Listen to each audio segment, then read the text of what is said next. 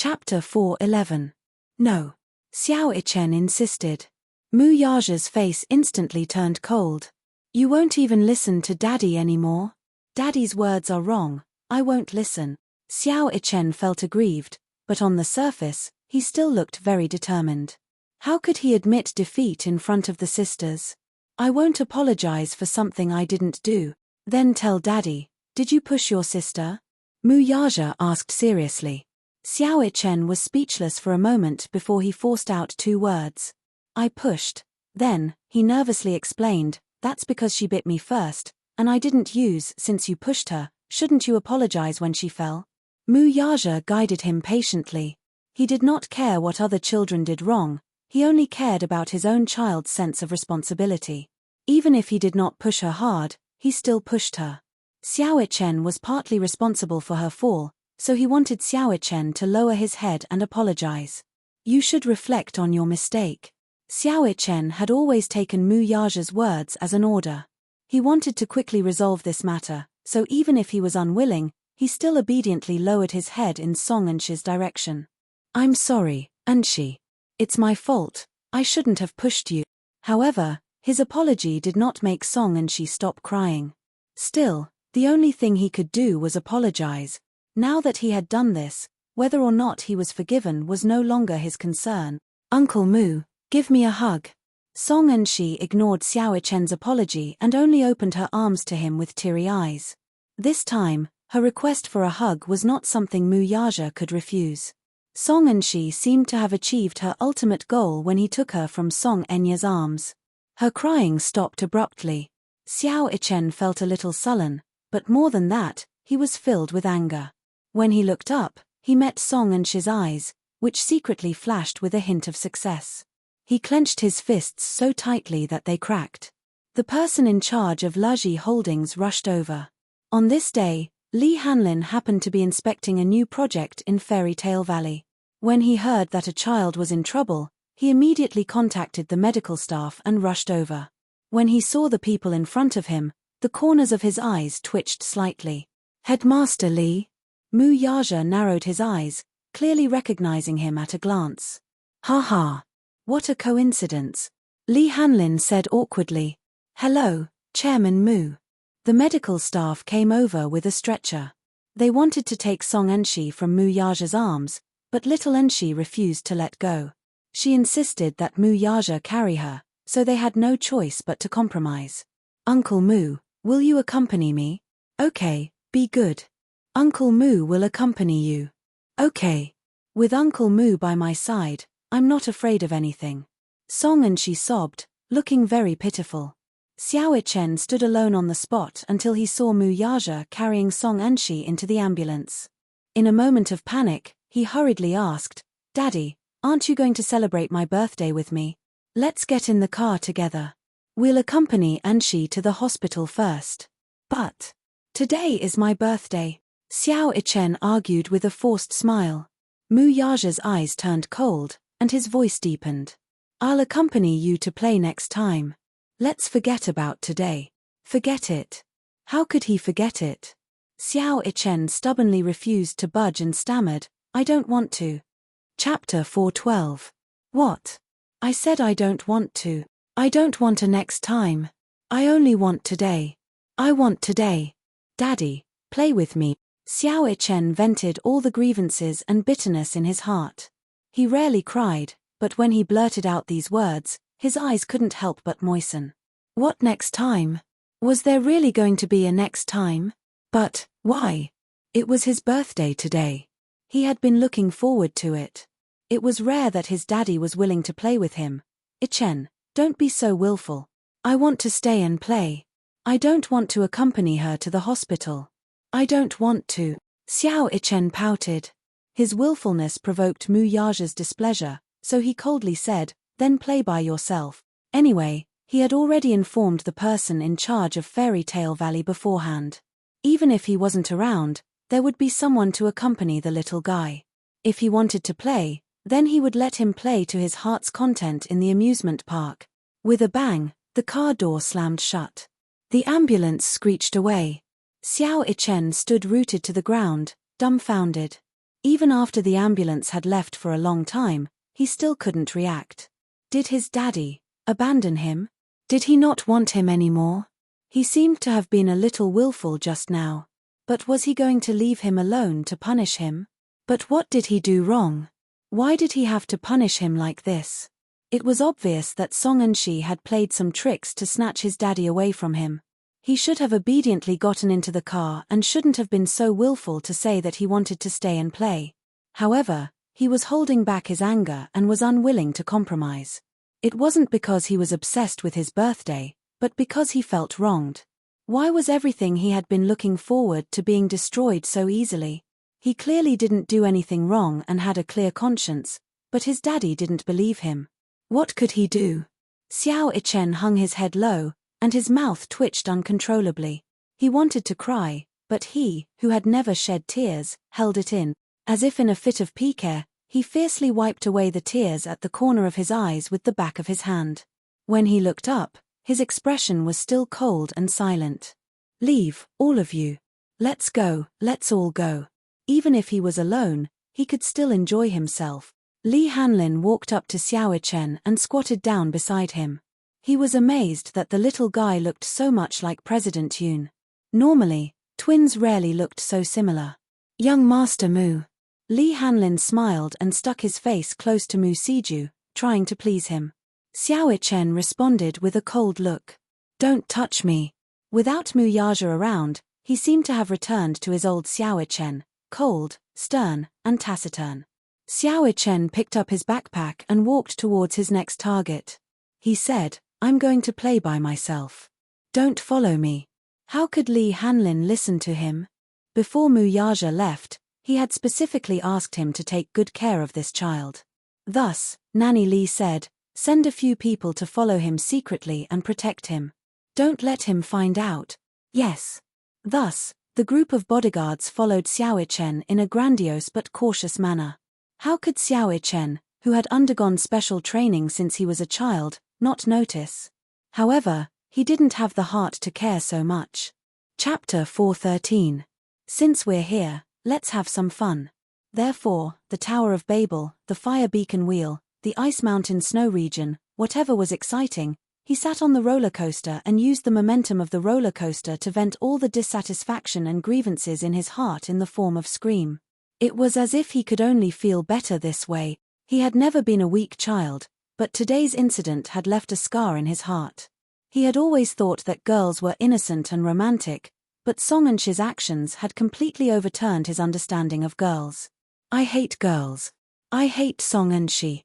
Xiao Ichen's body swayed slightly when he alighted from the roller coaster. Now that the sun was gradually getting hotter, he raised his fair little face and looked at the weather. Now that the sun was shining brightly, the temperature was rising, but no matter how bright the sun was, it was as if it could not shine into his heart. No matter how he played, he did not have the happiness and joy he had when his daddy was with him. I hate birthdays the most. Xiao Ichen muttered as he sat alone on the bench, hugging his small school bag tightly. Shusha, it's been hard on you today. After the photo shoot, Mu Shi sent Yun Shusha out of the building and said with a smile, I'll send you the photo shoot when it's done. Thanks. She suddenly thought of something and quickly asked, oh, right. Do you have Weibo? Weibo? Don't tell me you don't use Sina Weibo. I don't have the habit of using Weibo, Yun Shusha admitted honestly. I'm usually very busy, so, haha. No matter how busy you are, you should still have the time to check Weibo. You're not like my sister, who has a child and spends all her time with him, so you don't even have the time to check Weibo.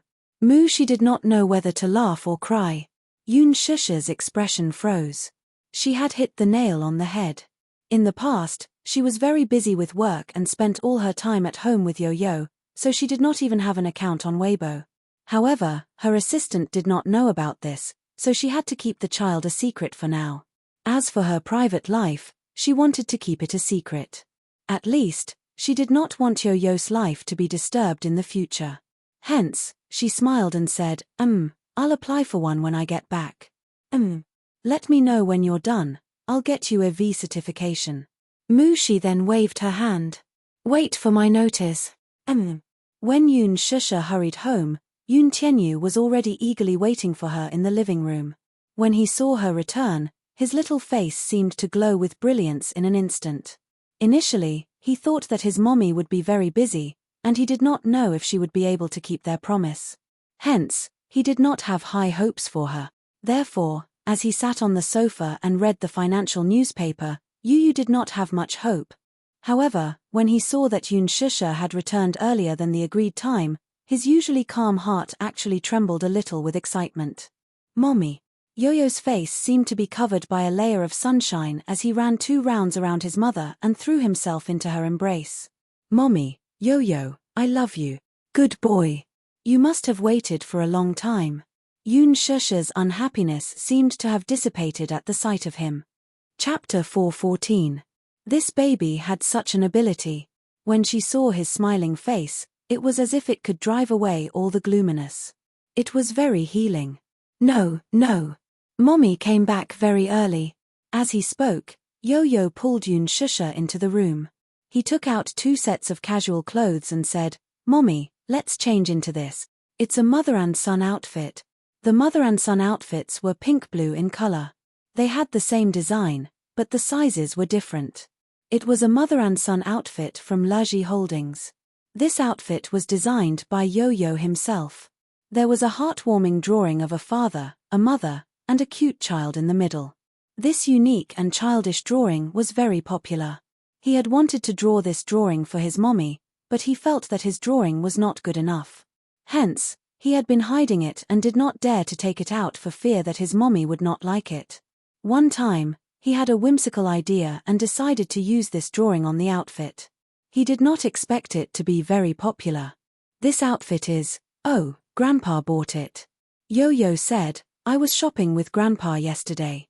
I saw this mother and son outfit and thought it was very interesting. Yes, the drawing on this outfit is very nice. It's very childlike, Yoon Shusha said with a smile. Really? Yo-Yo blushed shyly. Mommy said that the drawing was nice, which meant that she liked his drawing. Yo-Yo covered his mouth and laughed secretly. He raised his eyebrows proudly. Because of Yoon Shusha's praise, he felt sweet and happy in his heart. Yoon Shusha changed into the outfit and then helped Yo-Yo change into the outfit. Yoon Shusha liked to use her brain when it came to children's outfits. Yo-Yo was also very cute. Hence, whenever she brought him out, he would always attract a lot of attention. He attracted a lot of attention. She tied a British-style scarf around his neck, paired it with a pair of British flag-designed sneakers, and put on a pair of sunglasses. The little guy instantly transformed into a handsome and adorable model from a children's fashion magazine. The temperature today was a little high, so she didn't forget to put a hat on him. She turned his shoulders and looked at him from head to toe. Yoon Shusha immediately pretended to be a fangirl and said, Little brother Tianyu is so handsome. Yo-Yo was amused by Yoon Shusha's exaggerated praise. Her face was a little shy, but more than that, she couldn't hide her joy. Mommy, stop fooling around. The mother and son stood in front of the mirror to compare their looks, and they were overjoyed. Everything was ready, let's go. The mother and son got into a taxi and headed to their destination. Along the way, the sun was shining brightly outside the window. Yoon Tianyu leaned against Yoon Shusha with a look of contentment. His head rested on her arm as he looked at the greenery flashing by outside the window. The scattered and mottled sunlight of early summer seemed to be cut into pieces. It filled his eyes with distinct black and white colors like beautiful stars. Mommy, Achem? Yo-Yo raised his head with a rare innocence in his eyes. How good would it be if I never grew up? Yoon Shusha asked curiously, why do you say that? That way, I can always stick to Mommy. As Yo-Yo spoke, he slowly added, I'll never grow up, and you'll never grow old. We'll always be like this. How good would that be? His tone was very serious when he said this. Yoon Shusha was a little amused by his serious expression, but she saw him frown suddenly. That won't do, though. Chem. Chapter 4:15. Yo-Yo can only protect you and not let anyone bully you when you grow up. Yo-Yo hugged Yoon Shusha's arm and sweetly said, no matter what, Yo-Yo will protect Mommy until we're old. No matter who bullies Mommy, Yo-Yo won't allow it. Mommy, If anyone bullies you in the future, you must tell Yo-Yo. Yo-Yo will bully them back for you. Yoon Shusha happily smiled and nodded, but she did not take his words to heart. She took it as a child's babble. Thus, by the time Yoon Shusha and the little lad reached Fairy Tale Valley, it was already noon. There were fewer people queuing at the entrance than in the morning, but it was still a long line. The enthusiasm for the amusement park did not diminish. Many tourists had traveled thousands of miles from other provinces and even countries. They bought tickets and entered the venue one after another. Although the long line was not as exaggerated as in the morning, the crowd almost drowned the entire square. Still, through the entrance, one could vaguely see the sea of people in the amusement park. It was evident that Fairy Tale Valley was a popular theme park. Yoon Tianyu had specially chosen Fairy Tale Valley for this trip. Firstly, it was rare for him to go on a trip with his mommy. He wanted to choose a place with a good reputation so that his mommy could take advantage of this rare free time to relax. Secondly, he was here as a shareholder of Laji Holdings to inspect the park. He stood at the entrance of Fairy Tale Valley and scanned the decorations at the entrance. Mentally summarizing the flaws in them, he let Yoon Shusha lead him through the VIP passage into the park. Fairy Tale Valley had been around for 2 years, but a year ago, Fairy Tale Valley's reputation paled in comparison to other theme parks. Yoon Tianyu, however, believed that the business opportunities of theme parks were limitless. If they were properly developed, the profits it could bring to the company would be immeasurable. Thus, as a shareholder, he secretly observed the situation under the accompaniment of Lee Hanlin. From the design of the game and the introduction of the project machine to the cooperation with NE Corporation, the second phase of the project was completed a few months later. Fairy Tale Valley seemed to have welcomed its rebirth and its reputation soared. Many of the projects were personally designed by him. Therefore, when he entered the park, he did not need the park guide. He closed his eyes, and a clear drawing appeared in his mind.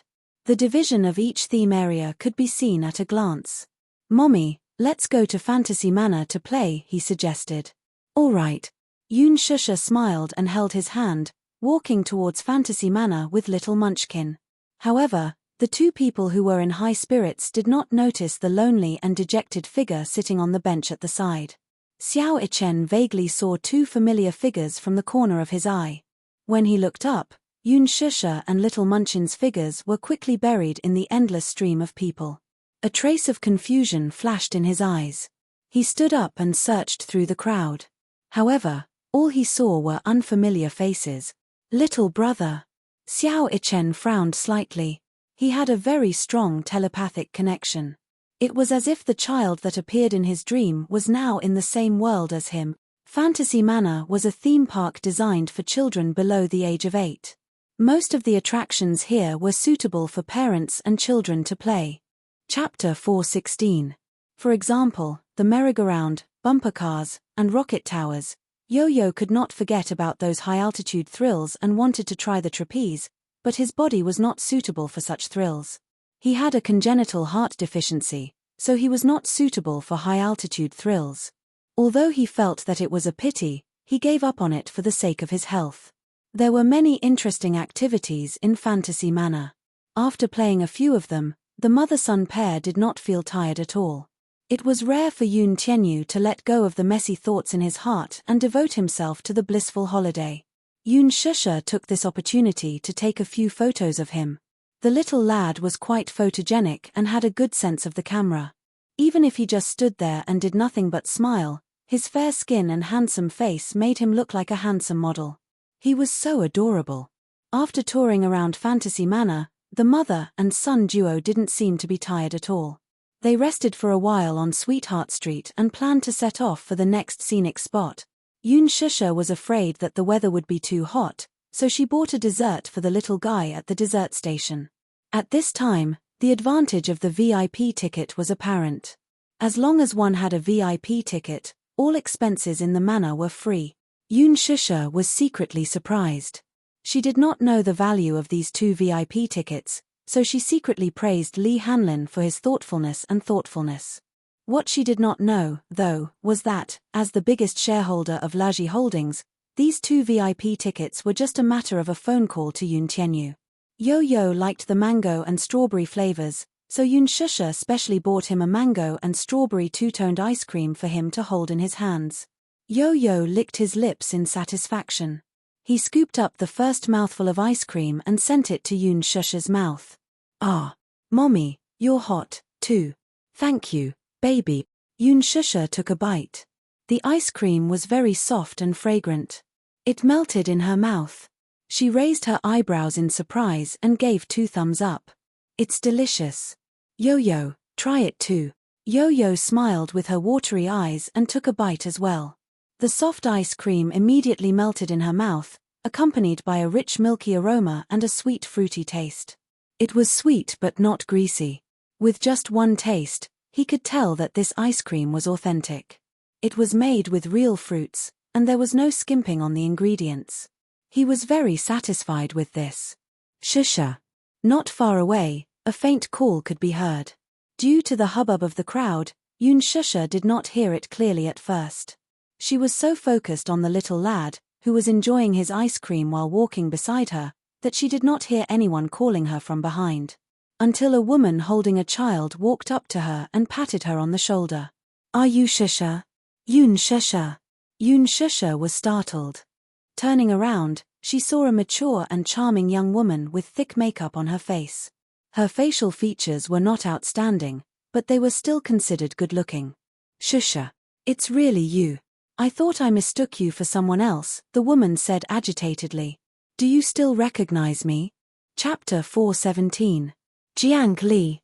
Yoon Shusha blurted out the name in a daze. Aya, you still remember me. Haha. It's been a long time since we last met. I didn't expect to see you here. Jiang Li smiled politely and held her hand tightly, looking very affectionate. Yoon Shusha's lips tugged into a smile as well. She laughed along with her friend, but she felt extremely awkward inside. Speaking of which, this Jiang Li was her university classmate and also one of her desk mates.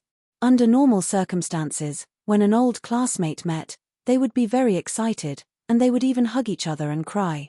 After all, they were classmates for 4 years in college, and they shared many beautiful memories of their youth. Alas, Yoon Shusha was not in the least bit excited. It was because when she was in college, she was not popular. To be precise, since she was in college, she was not popular. Her classmates were just acquaintances. Except for Xiao Shui, she did not have any classmates that she could talk to. After so many years of college, she did not make any friends. One of the reasons was that she was a bit introverted at that time. She did not like to communicate with others, and did not know how to communicate with others. The communication barriers made it difficult for her to integrate into the group. However, in the eyes of others, she became a girl who was arrogant. So be it. She did not care about other people's opinions. After graduating from college, her youth came to an end. Her classmates had left their Weibo, WeChat, QQ, home addresses, and even contact information for each other. However, she had disappeared after taking her graduation certificate. She had not left any contact information.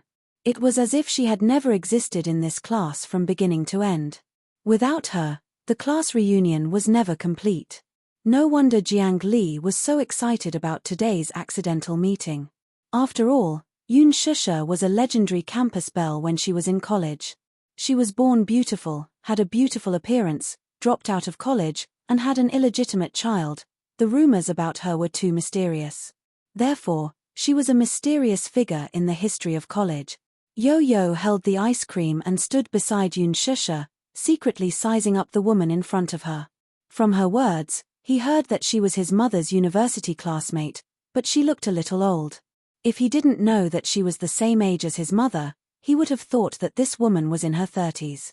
It was no wonder that Yo-Yo felt that way. After Jiang Li graduated from university, she broke up with her boyfriend.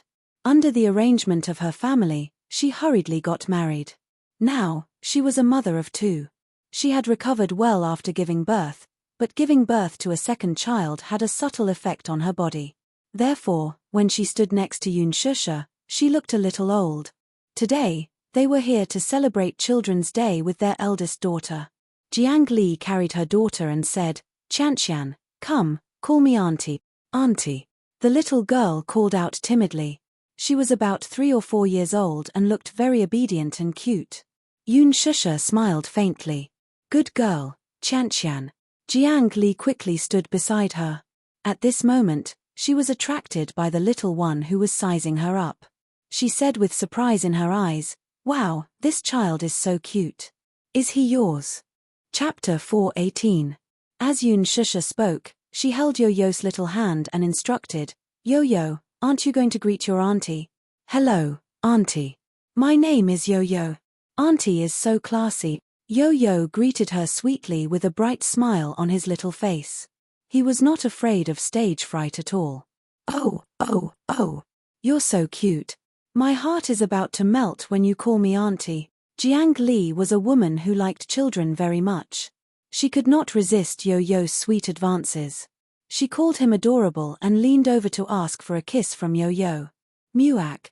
Although Yo-Yo was unwilling to do so, he gave her face and leaned over to kiss her cheek. Jiang Li beamed with joy. "Yo-Yo is so cute. Shusha, you're so lucky." Yo-Yo smiled but secretly turned his back to them. He took out a handkerchief from his pocket and wiped his lips vigorously with his back facing Yun Shusha and Jiang Li d*mn.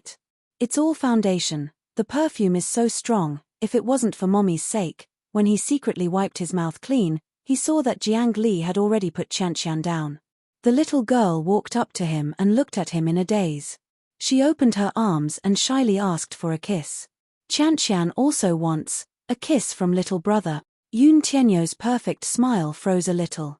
The corners of his lips twitched, and he discreetly hid behind Yun Shusha. Qianqian leaned in front of him, hugged Yo-Yo's shoulders, and pretended to kiss him. "No."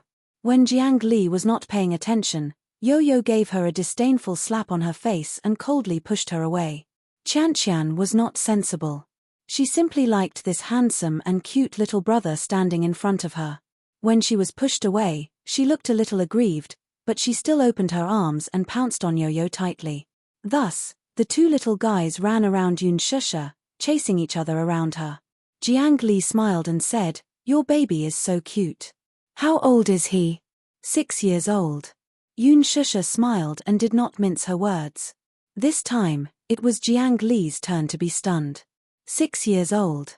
6 years old. Did that mean that Yun Shusha gave birth to this child when she was 18? She became a mother's mother at 18 while she was still in college? Jiang Li's SSDS, right? There was a rumor about you being an unmarried mother. Clearly, she was to her was not to talk to us. Jiang Li nodded and cleverly did not mention it again. Since they had bumped into each other, Jiang Li suggested that they go sightseeing together. Although Yun Shusha was a little reluctant, she did help her during their college days, so she could not reject her. "Will we disturb you?" Jiang Li asked worriedly. "If you don't mind, let's go together. Look at my Qianqian, she likes your Yo-Yo a lot." She saw Qianqian sticking closely to Yun Tianyo's back as if she had been possessed by a fangirl. Yun Tianyu smiled, but deep down, he despised this little lass. After packing up, the four of them set off for the next scenic spot. Not far from them, Xiaochen carried a small school bag and followed closely behind. From time to time, he would raise his wrist. On his wrist was the smartwatch that Yun Shusha had bought for her as a birthday present yesterday. Chapter 4:19. This watch had a GPS function. If two identical watches were less than 100 meters apart, they could locate each other through Bluetooth. Coincidentally, Yun Tianyu was wearing the same watch today. Also, he forgot to turn off the Bluetooth function when he was testing it. Xiaochen followed the blinking dot on the watch's display screen. "Mommy, look, there are so many people there." Yo-Yo pointed to a spot not far away. It was crowded with tourists and looked very lively. Yun Shusha looked in the direction he was pointing and saw a sea of people. "There are so many people. It looks so lively. It must be an interesting game. Let's go and take a look," Yo-Yo said coquettishly. Yun Shusha gave her permission. "Mommy, Yo-Yo wants a hug." Yo-Yo opened his arms in front of her and requested softly. The sun was a little hot now, and the little guy could not stand the heat. Besides, he had walked for a long time. Besides, he had to carry his small schoolbag by himself. It was no wonder he was tired now. Hence, Yoon Shusha squatted down, carried Yo-Yo in her arms, and rushed toward the lively place. Jiang Li was sitting on a bench and sending a WeChat message. She shared the photos she had taken during the game with her friends and quickly received many likes and comments. She did not have many hobbies and only liked to browse Weibo and her friends' circle. Soon, the university's alumni group was in an uproar. Someone saw her and said, "That woman looks so familiar." Someone quickly chimed in, "She looks like that Yoon Shusha from our class." Yoon Shusha? Is she the campus belle from our class? She took her graduation certificate and left without leaving any contact information. She just disappeared without a trace. We haven't heard from her for 6 years. For the past 6 years, Yoon Shusha's class would organize an annual class reunion. However, because no one had any news about Yoon Shusha, the reunion was never a success. The class leader felt very regretful about this. "Jiang Li, are you with her? Tell us, is that person Yoon Shusha?" Jiang Li hugged her phone and quickly replied, "Yes, yes. Today, we met by chance in Fairy Tale Valley. I was the first to recognize her. It's been a long time since we last met, but she still remembers my name. After all, we've been deskmates for more than a year, so he still has an impression of me. Also, I'm not that aloof anymore. We're playing together now. Are you serious? When we were still in school, she always gave me the cold shoulder when I talked to her." Jiang Li quickly replied, "No way. She's very gentle when she talks to me. She doesn't put on airs at all. You're her deskmate, so at least you have feelings for her. We're different. She's always cold to us." At this time, the class leader suddenly appeared excitedly. "Oh my god. Yoon Shusha. She disappeared for so long. I didn't expect you to catch her in the flesh." Jiang Li smiled. Beside her, Qian Qian tugged at her sleeve and said coquettishly, "Mommy, don't play with your phone all the time. Let's go play there. Let's go play there." Chapter 420. Yoon Shusha and Yoon Tianyu plunged into the crowd. Who knew what kind of fun game they were playing? Jiang Li, on the other hand, was still playing with her phone at the same spot, ignoring her. How could she not be anxious? Jiang Li put down her phone for the time being and brought Qianqian to where Yoon Shusha was. This place was called Happiness Street, and there were many games. Yoon Shusha and Yoon Tianyu were in front of a basketball machine. There was a long queue in front of the basketball machine. Most of these games were as simple as they could get. The reason why there were so many people queuing was not because the games were fun but because the prizes were generous. There were dolls, pillows, Laji's hottest toys, and even Laji's out-of-print robots. Yo-Yo had his eyes on one of the prizes. It was a pair of cute dolls that looked very similar to the ones Yoon Shusha gave him when he was young. Yo-Yo did not particularly like to play with toys, but perhaps he was still a child by nature and could not resist cute dolls. When he was young, Yoon Shusha gave him a bunch of cute teddy bears on Children's Day. They were not big and were just big enough for him to hug. Yo-Yo had always cherished this pair of dolls. He always placed them by his bed and could not bear to let anyone touch them. Perhaps it was because Yoon Shusha gave them to him that he cherished them so much that he would personally make clothes for them. Although they looked childish now, they were still part of his childhood memories. The little guy liked to hug these 2 teddy bears to sleep every night. When he hugged the furry toys to sleep, his dreams would become very sweet.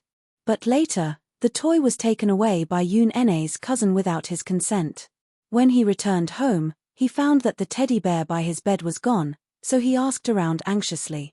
In the end, Yoon Ene said lightly, "I'm sorry. When she saw these 2 teddy bears, she liked them very much, so I gave them to her." Yoon Tianyu was heartbroken for a long time after hearing that. When Yoon Shusha found out that Yoon Ene had given the teddy bear away and noticed that Yo-Yo was listless every night, she searched the streets for the teddy bear. However, she could no longer find the same toy on sale. "Mommy, I want those 2 little bears." This prize could only be won if one scored 500 points. Each goal was worth 15 points, which meant that one had to score more than 30 goals within a minute to have a chance of winning. It was a little difficult. Yoon Shusha glanced at it and her heart skipped a beat. She immediately recognized that the pair of toys were very similar to the ones she had given to Yo-Yo. The little guy actually still remembered that pair of teddy bears. She originally thought that most children were forgetful, but she didn't expect him to still remember. Yoon Tianyu exchanged his VIP ticket for a chance.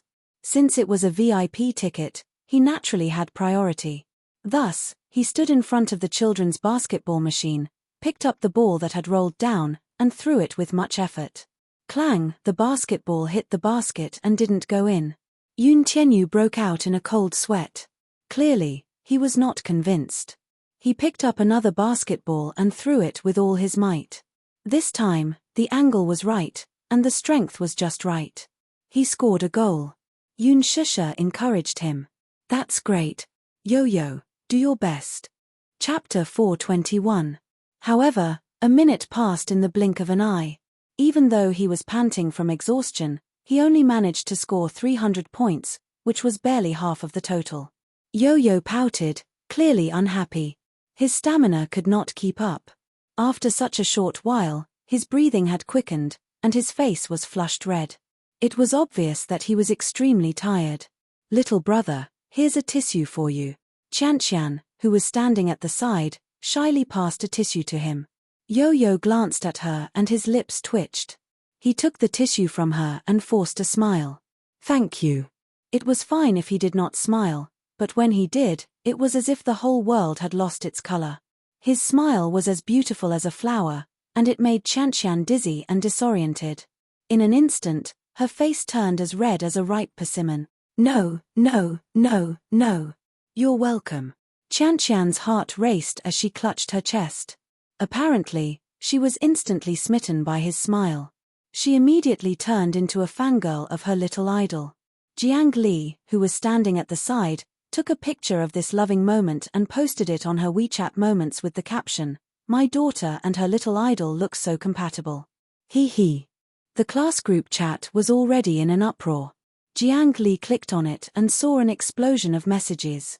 Jiang Li, ask around if Yoon Shusha is free to attend the class reunion next month. Jiang Li? Where is she? Jiang Li, you must invite Yoon Shusha to our class reunion next month. She replied, she may not be free. I don't care. I'll leave such a difficult task to you. Jiang Li raised her head awkwardly, only to see Yoon Shusha standing in front of the adult basketball machine. She had exchanged her VIP ticket for a chance to play the game. The countdown started. She took a deep look at the prizes on the display table. Her eyes were burning with eagerness to give it a try.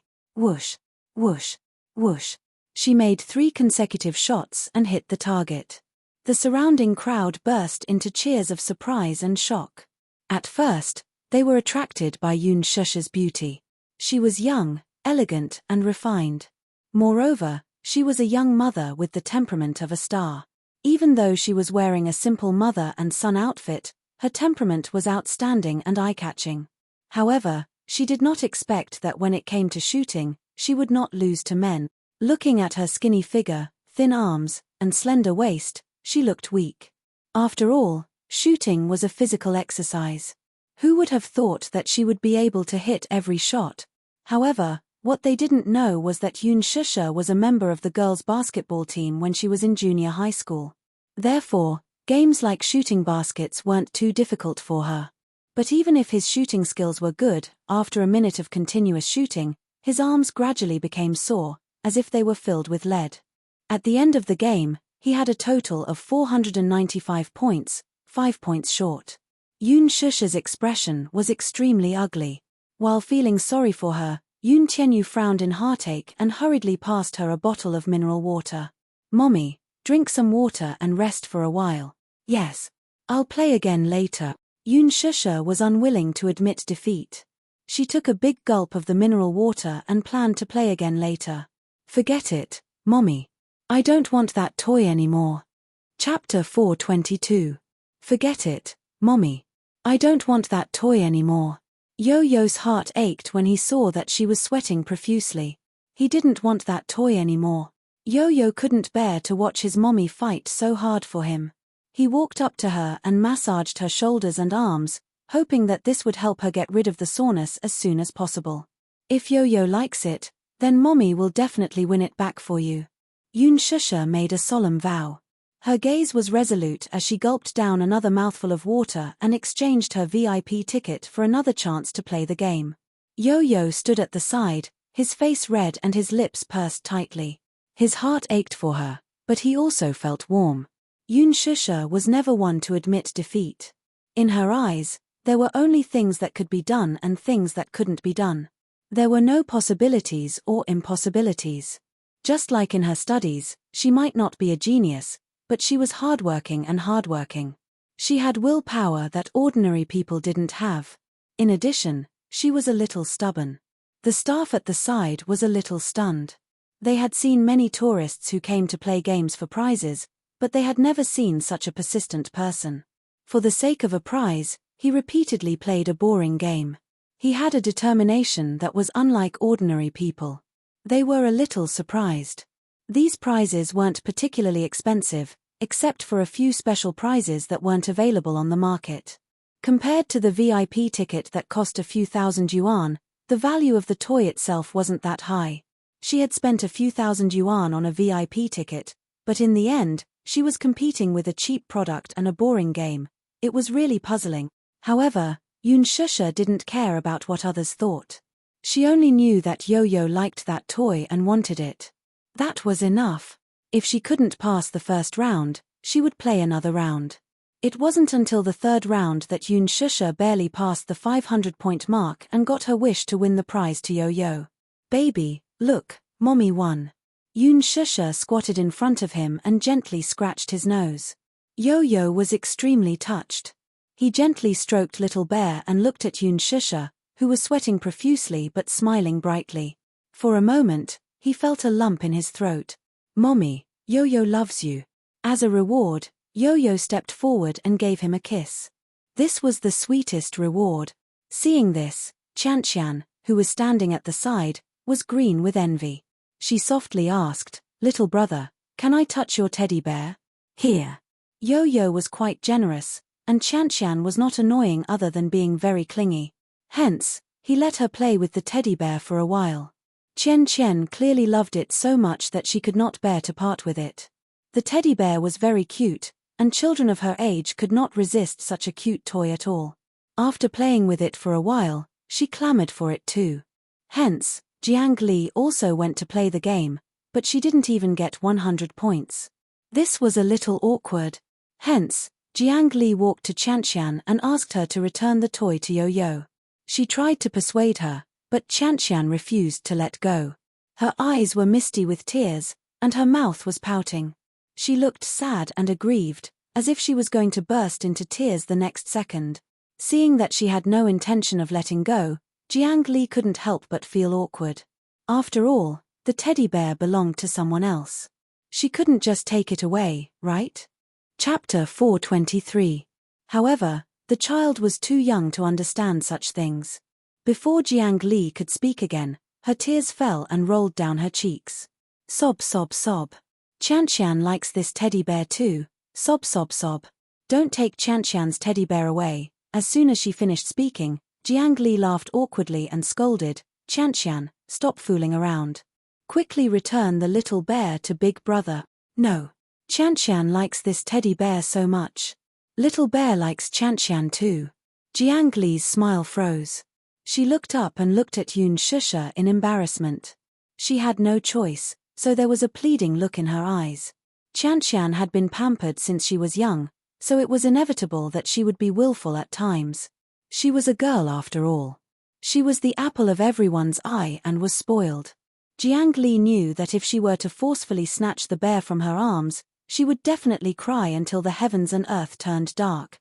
Her crying skills were not to be trifled with. When she opened her mouth and wailed, the ground would shake. She could not afford to embarrass herself. There were so many people here. If Qianqian wanted to act shamelessly and lay on the ground, it would really put her in a difficult position. Therefore, Jiang Li thought that even if it was bought, she hoped that Yoon Shusha would give the teddy bear to her Qianqian. Yoon Shusha was not stupid. How could she not see Jiang Li's intention? She felt a little awkward. Perhaps, if it were other parents, they would make the decision on their own and agree readily to give the teddy bear to their child. At most, they would let their child suffer a little, but they would not embarrass themselves in front of outsiders. If Qianqian insisted on keeping the teddy bear and Yunshusha did not agree, it would only make things difficult for both of them. People might even privately say that she was petty. An adult would stoop to the level of a child. After all, she could not be so petty with a child, could she? However, Yunshusha did not think so. She believed that although toys were worthless in the eyes of adults, toys were souvenirs to children. As parents, they should respect their children, even if it was a small toy. Moreover, she had put in a lot of effort to get this toy. So, in Yo-Yo's eyes, it must be very precious. If he gave it to other children, it would undoubtedly hurt Yo-Yo. The child would think that he was being disrespected. His precious toy had been given away so casually. Hence, Yunshusha walked in front of Qianqian and squatted down. First, she comforted the child. Then, she said gently, "Qianqian, Auntie knows that you like this teddy bear very much. But do you know who the owner of this teddy bear is?" "Yes, Auntie." "No, it's Yo-Yo Gidge." Yunshusha pulled Yo-Yo to her side and said to Qianqian, "This toy belongs to Yo-Yo. Auntie really wants to give it to Qianqian because Qianqian is so cute. But this toy is Yo-Yo's favorite playmate. Qianqian, do you have a favorite toy?" "Yes, there are many at home." Qianqian held back her tears and replied with a sob. "Then, if your mommy gives your toy to other children without your permission, will Qianqian be angry?" "Of course I will be angry. Very, very angry," Qianqian said angrily. Chapter 424. "So, Qianqian, are you willing to return this plush toy to brother?" Yunshusha asked gently. When she saw Qianqian's expression waver, she lowered her head reluctantly and added, "Auntie will win another pair of plush teddy bears for you later, okay?" Yo-Yo's heart skipped a beat when he heard that. His face turned pale instantly. The little munchin's heart ached when he thought about how his mommy would have to play games to appease this brat. Hence, when Qianqian reluctantly returned the plush toy to Yo-Yo, Yo-Yo gritted his teeth and pretended to be generous as he pushed the toy back to her. "I don't want it anymore. I'll give this plush toy to you." Qianqian's eyes widened in surprise. Jiang Li was also surprised by Yo-Yo's maturity and generosity. She immediately urged her. "Qianqian, hurry up and thank brother." "Thank you, brother. Thank you, brother." Qianqian loves Yo-Yo the most. Yo-Yo turned his face away proudly. But he did not like her. Yunshusha stroked Yo-Yo's head gently. She felt sorry for his generosity and maturity. "Yo-Yo is so warm. You know how to give in to your sister. You can't stoop to the level of a child." Yo-Yo shrugged helplessly when Jiang Li could not hear them. Yunshusha did not know whether to laugh or cry. Did he forget that he was still a child when he said that? Yunshusha was surprised when she saw that he was so generous to give the toy to Qianqian. She thought about winning another prize for Yo-Yo. Hence, when Yunshusha saw the 1.5-meter-long plush toy on the stage, she stopped in her tracks. "Yo-Yo, do you like it?" "I like it, but, all right. Wait for mommy." With that, Yunshusha walked forward. The condition to win this prize was to use the toy gun to burst 20 balloons within 60 seconds. 20. Yunshusha's eyes lit up. Killing 20 players within 60 minutes wasn't a very harsh condition. During her military training in university, shooting was part of her discipline. Therefore, she was quite confident in winning this prize. However, this idea was completely dispelled when she picked up the imitation toy gun. It was extraordinarily heavy. It was about the same weight as the gun she used during military training. Moreover, it didn't feel good to the touch. Although it was heavy, it looked very inferior. After weighing it in her hand, she finally managed to get used to it. The staff member walked over and was about to ask when Yunshusha flashed her VIP ticket. The staff member understood what she meant and announced a few important points and some rules of the game. As soon as the rules of the game were explained, Yunshusha lost her confidence. It turned out that this game was not only about strength, but also a certain amount of luck.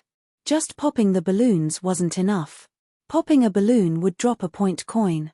If he wanted to win the giant panda, he had to pop 20 balloons within 60 seconds and reach 200 point.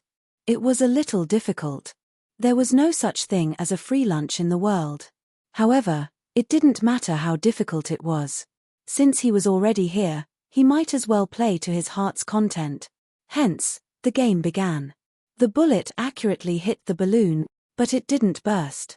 However, generally speaking, the smaller the balloon, the more elastic it was. The bullet shot from the toy gun didn't have a strong impact. If the angle wasn't accurate enough, it would be difficult to burst the balloon. The balloon was elastic enough to bounce off the bullet. He fired 5 rounds in a row, but all of them missed. Chapter 425. Yoon Shusha was a little depressed. Time flew by.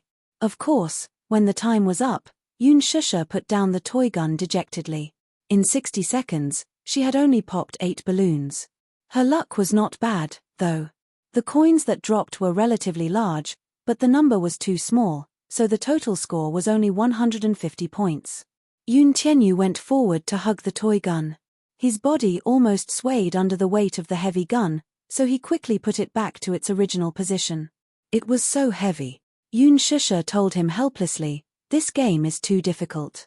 Forget it, Mommy." Yo-Yo smiled faintly without much regret. "Let's go somewhere else to play." Yoon Shusha nodded, carried him, and left with Jiang Li and the rest. Just as they left, a smart little head popped out from behind a nearby lamppost. Xiao Ichen walked out with his school bag. He watched Yoon Shusha and the rest leave slowly, but he was not in a hurry to chase after them. He raised his wrist, turned on the smart GPS, and set Yoon Tianyu as his target. Thus, he walked to the shooting game table, pursed his lips, and slapped the VIP ticket in front of the staff. Earlier, he was hiding behind the lamppost and secretly observing Yoon Shusha and Yoon Tianyu's every move. Finally, he found the same smartwatch on the latter's wrist. Only then did he realize that the target he had been tracking was actually him, the child he met at the gala last time. Was it his younger brother? It must be his younger brother. There was no other person in the world who looked so similar to him. This face had appeared in his dreams countless times, and it was extremely familiar. He did not know what telepathy was, nor did he know what relationship this child had with him. However, he subconsciously felt that this child was his younger brother. He really had a younger brother. This was not a dream. Although he was surprised, he was not in a hurry to expose himself. Instead, he secretly followed them. He saw Yoon Shusha repeatedly challenging a boring shooting game 4 or 5 times just to win a plushie for Yoon Tianyu. When he saw the other children fighting for the toys with Yoon Tianyu, Yoon Shusha did not side with the other children. Instead, she protected her child's feelings. He saw Yoon Shusha's pitiful and touched expression when Yoon Tianyu gave up the toy. He even saw her playing a boring shooting game in order to win another prize for Yoon Tianyu. Everything had been witnessed by his eyes. It wasn't like there wasn't any envy. This was especially so when Mu Yaja cruelly left him alone at the amusement park. His loneliness and disappointment only intensified when he saw the heartwarming interaction between the mother and son. While he was sad, he was also looking forward to it. He longed for a mommy like Yoon Shusha who would protect him, love him, and take care of him. He was also envious of Yoon Shusha. No matter when, where, no matter what he did, his mommy would always stand by his side and not side with the other child. When he saw that Yoon Shusha's game did not meet the standards, he vaguely made up his mind. "Little brother, are you the one playing?" The staff walked over and curiously sized him up. Seeing that he was alone, she worriedly looked around and searched for his parents. Chapter 426. "I'm the one playing. Give me the gun," Xiao Ichen said coldly and made his request concisely. The staff member couldn't help but make things difficult for him. "But, this gun is very heavy." "I know." Xiao Ichen looked a little impatient. "I can carry it." The staff member obviously didn't believe him. "Oh please, how old was this child?" He was only about 6 years old, and his height was barely above the shooting range. However, this gun weighed at least 5 kilograms. It was a replica of a toy gun, so it was extraordinarily heavy. Xiao Ichen saw how hesitant the staff member was and became a little impatient. "Please give me the gun." I'll let you try it. The staff member still felt that this child was obviously fooling around and secretly blamed the child's parents. The amusement park was so big. How could they allow this child to run around freely? What if he lost it? However, the staff member thought that Xiaochen was quite cute because of his handsome and tender face. Hence, she walked over to him with the gun and held it up for him to test its weight. Before she could say anything, Xiaochen nimbly took the gun from her and easily hugged it in his arms. His small hand gently caressed the body of the gun and calmly said, "Let's start the countdown." This time, it was the staff member's turn to lose her composure. Her face was full of shock, especially when she saw how easily Xiaochen played with the heavy replica gun in his hands. Although this gun was a toy gun, no one would be at ease if it was in the hands of a 6-year-old child. If anything happened, they would have to bear the responsibility. Naturally, they couldn't bear the responsibility. Moreover, when this child took out the VIP ticket, they knew that this child was from a wealthy family. What a joke. A ticket that cost a few thousand yuan couldn't have been bought by an ordinary person. The more a child came from such a background, the more they had to protect him. Otherwise, if his parents came looking for him, how could they bear the responsibility? Where are your parents? Xiaochen couldn't take it anymore. Start the countdown. The staff member's expression froze, and he pressed the timer. Little Chen adjusted himself to the best position and pulled the trigger. The bullet was fired at once, but its firing speed was very slow. When the bullet hit the balloon, it was soft and powerless and quickly ricocheted off. Xiao Ichen frowned unhappily. Clearly, he felt that there was a limit to the toy gun's capabilities if he wanted to use it to his full potential. He tried a few more rounds of bullets and quickly looked at it. This gun looked like a 1-1 replica, but after some special debugging, he was sure that the trajectory had been changed, so he quickly took the gun down.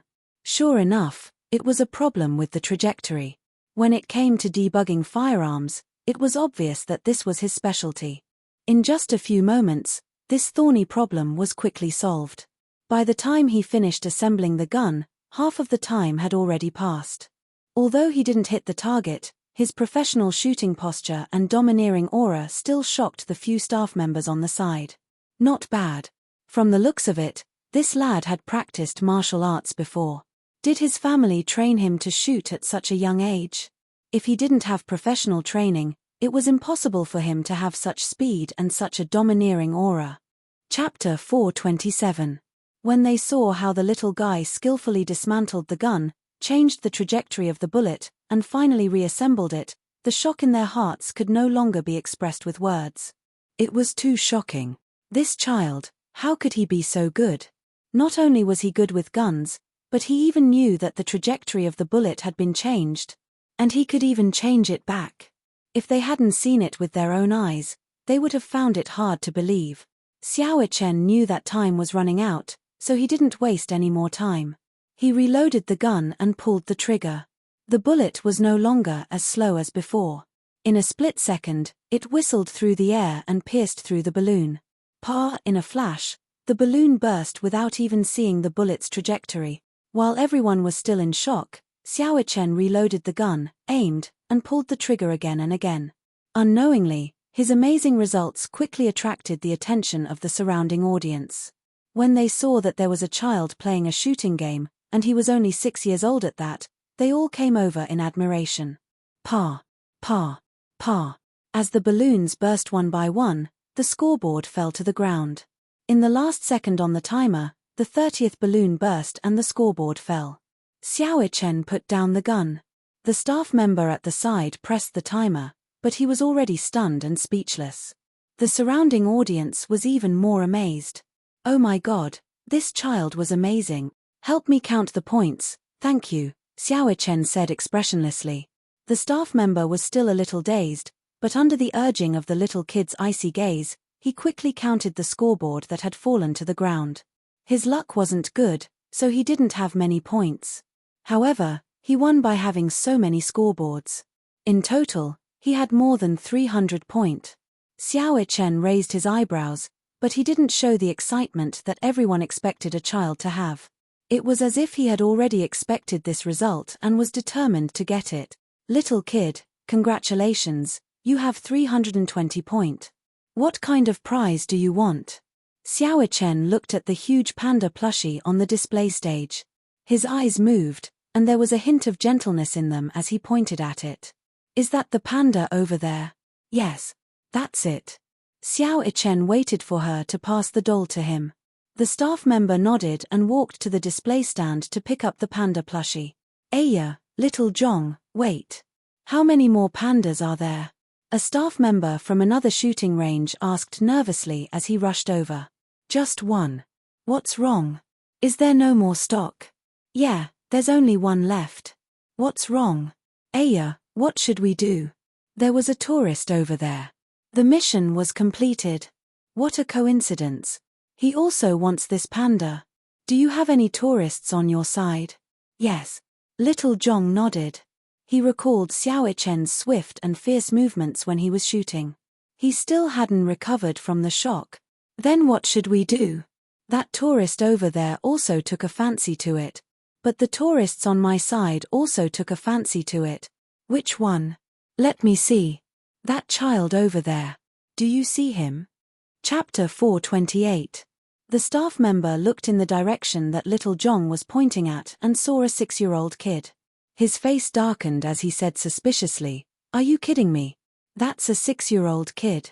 Kids under the age of 10 can't play this game, the gun is so heavy and the rules are so strict." As he spoke, he couldn't help but question, "Did you go easy on the kid because he looks cute? Don't spout nonsense. How is that possible? Although the kid is young, he's quite capable. This kid didn't cheat. He hit 30 balloons in 60 seconds and accumulated 320 points. Impossible." The staff member's face turned pale. He felt that it was ridiculous. My tourist came from a military school and is very good at shooting. Even so, he only hit 20 balloons and got 300 points. I'm not lying to you. The staff member didn't believe him. He shook his head and said, "Aya, this tourist isn't easy to deal with. He specially brought his girlfriend here and his girlfriend took a fancy to this panda. He obviously wants to use this panda to coax his girlfriend. He only passed after playing a few times. You have a kid here, so he's definitely easier to deal with than my tourist. Why don't you coax him and let him choose a new prize?" Little Chen stood at the same spot for a long time until, from the corner of his eye, he saw a staff member carrying the panda toward another man. His heart tightened as he hurried over and called out to the man. "This panda is my prize. Where are you taking it?" The staff member smiled awkwardly. "Kid, this big brother has also finished the game. Do you want to change the prize?" "No." Xiao Chen said firmly. "This toy is a gift for my brother. I won, so it should be mine. Isn't that what the rules say?" The staff member was speechless. "Kid, go away. This is not your place to speak." A young man walked over from the side. His appearance wasn't outstanding and there was a ruffian look in his eyes. He walked in front of the staff member and looked at him with disdain before coldly chasing him away. "Did I speak to you?" Xiao Chen frowned and asked coldly. "Brat, are you so arrogant?" The young man was clearly agitated by Xiao Chen's indifference. "I won this prize from a game. What does it have to do with you?" Xiao Chen said calmly, "How can it not matter? I won the game too. Haha. Stop bragging. Brat." The young man laughed a few times as if he had heard the funniest joke in the world. Finally, he said coldly, You've just been weaned. How can you play with a gun? What a joke. A short-sighted person is like a frog at the bottom of a well." Xiao Chen mocked him with an idiom he had just learned. The man's lips twitched when he heard that. If it weren't for the fact that they were in front of so many people, he probably wouldn't have been able to resist the urge to give him a good knock on the head. The staff at the side said weakly, "This child has indeed cleared the game. Truly, truly." The man glared fiercely. "Do you think I'm easy to fool? Who is this child to you? Are you trying to cover for him? I'm a tourist here who cleared the game. I should get the prize that belongs to me, shouldn't I?" Chapter 429. I'm not protecting this child. Without waiting for her to explain further, Xiao Chen felt that this was a waste of time. He didn't want to be calculative about who had popped more balloons and accumulated more points. Instead, he said coldly, "Stop talking nonsense. Let's compete. If you win, it's yours. If you lose, I'll take it." His words were concise and to the point. He immediately issued a challenge, intending to settle this matter with a duel as soon as possible. The young man looked at his cold eyes and the fierce aura that he exuded. For some reason, he felt a little weak. Xiao Ichen felt that the young man was a little wishy-washy. He was only good at talking, but when it came to competing, he obviously didn't have the confidence. Actually, the young man wasn't feeling guilty. He just didn't want to compete with this child. Regardless of whether he won or lost, he would lose face. Even if he won, it wouldn't look good. However, his girlfriend was angry and said that if he didn't win the panda, she wouldn't forgive him. She was sitting on the bench, huffing and puffing. In order to make her happy, he went through a lot of trouble to complete the game. However, no matter what he thought, Xiao Ichen looked down on him. "What? Are you scared? Then I'll take the prize." "Wait, who said I'm scared? I just feel that it's laughable to compete with a child who just stopped drinking milk. Also, have you stopped drinking milk?" "Kid," the young man said stubbornly. "If you're afraid of losing, then don't compete with me. Otherwise, if you lose to me, wouldn't that be even more embarrassing?" Xiao Ichen sneered and mocked him. The crowd burst into laughter. The young man spat and clenched his fists tightly. He said indignantly, "Let's compete then. I happen to have time today, so I'll play with you." Xiao Ichen nodded. "Good for you." His words made the young man's face turn ashen. His expression was extremely ugly. He walked up to the staff member and flashed his VIP ticket. He then said, "I'll compete with that person again. Whoever wins will take this panda away." The staff was in a bit of a dilemma. After all, this game station was not a competition stage. It was unprecedented for two people to compete on the same stage. There were still many tourists lining up. What if it caused other tourists to be dissatisfied? However, when they heard that the child was going to compete with a young man in a shooting game, the tourists who were originally queuing up formed a circle. Clearly, they wanted to watch the show. Humans always love to watch a good show. Moreover, this time, it was no other than a 6-year-old child competing with an adult. And such an adorable little one at that. This was truly astonishing. They were quite curious as to whether this child was capable or not. Was it the child's words that carried no harm, or was it a young talent?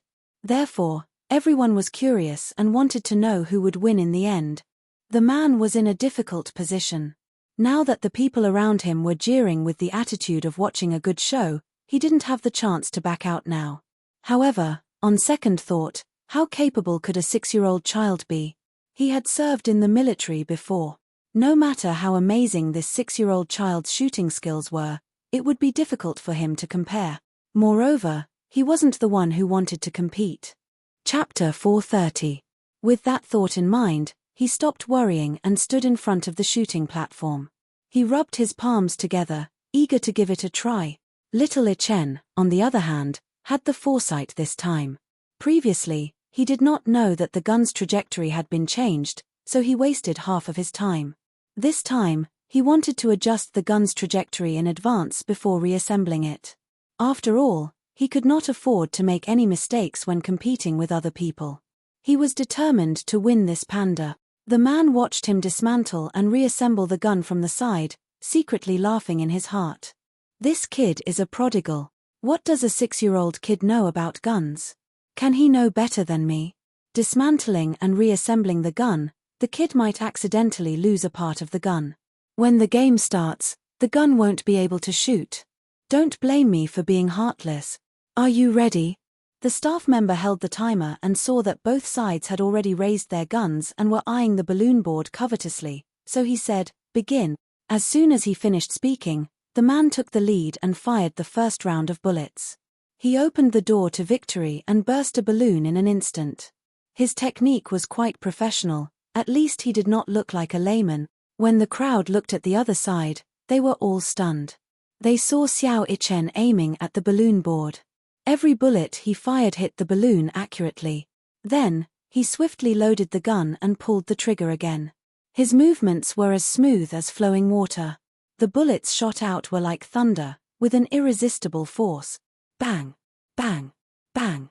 The sound of balloons bursting could be heard continuously. This was undoubtedly a competition of equal strength.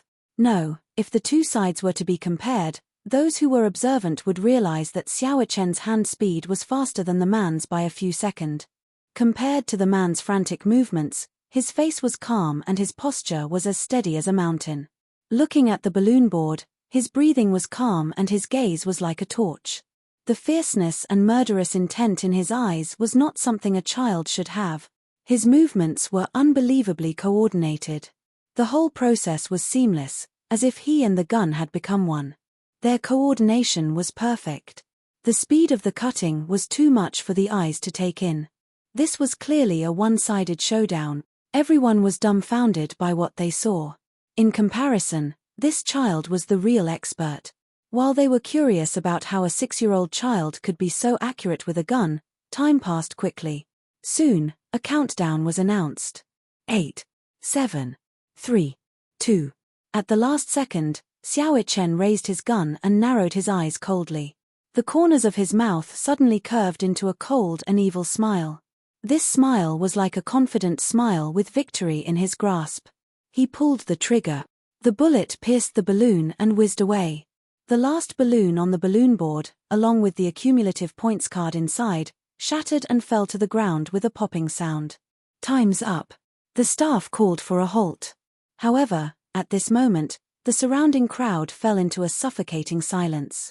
No one cheered, and no one made a sound. Everyone held their breath and waited for the staff to announce the final result. Chapter 431. The man was obviously very confident in his results. He had counted the number of balloons he had shot. He had shot about 30 balloons, which was better than his previous result.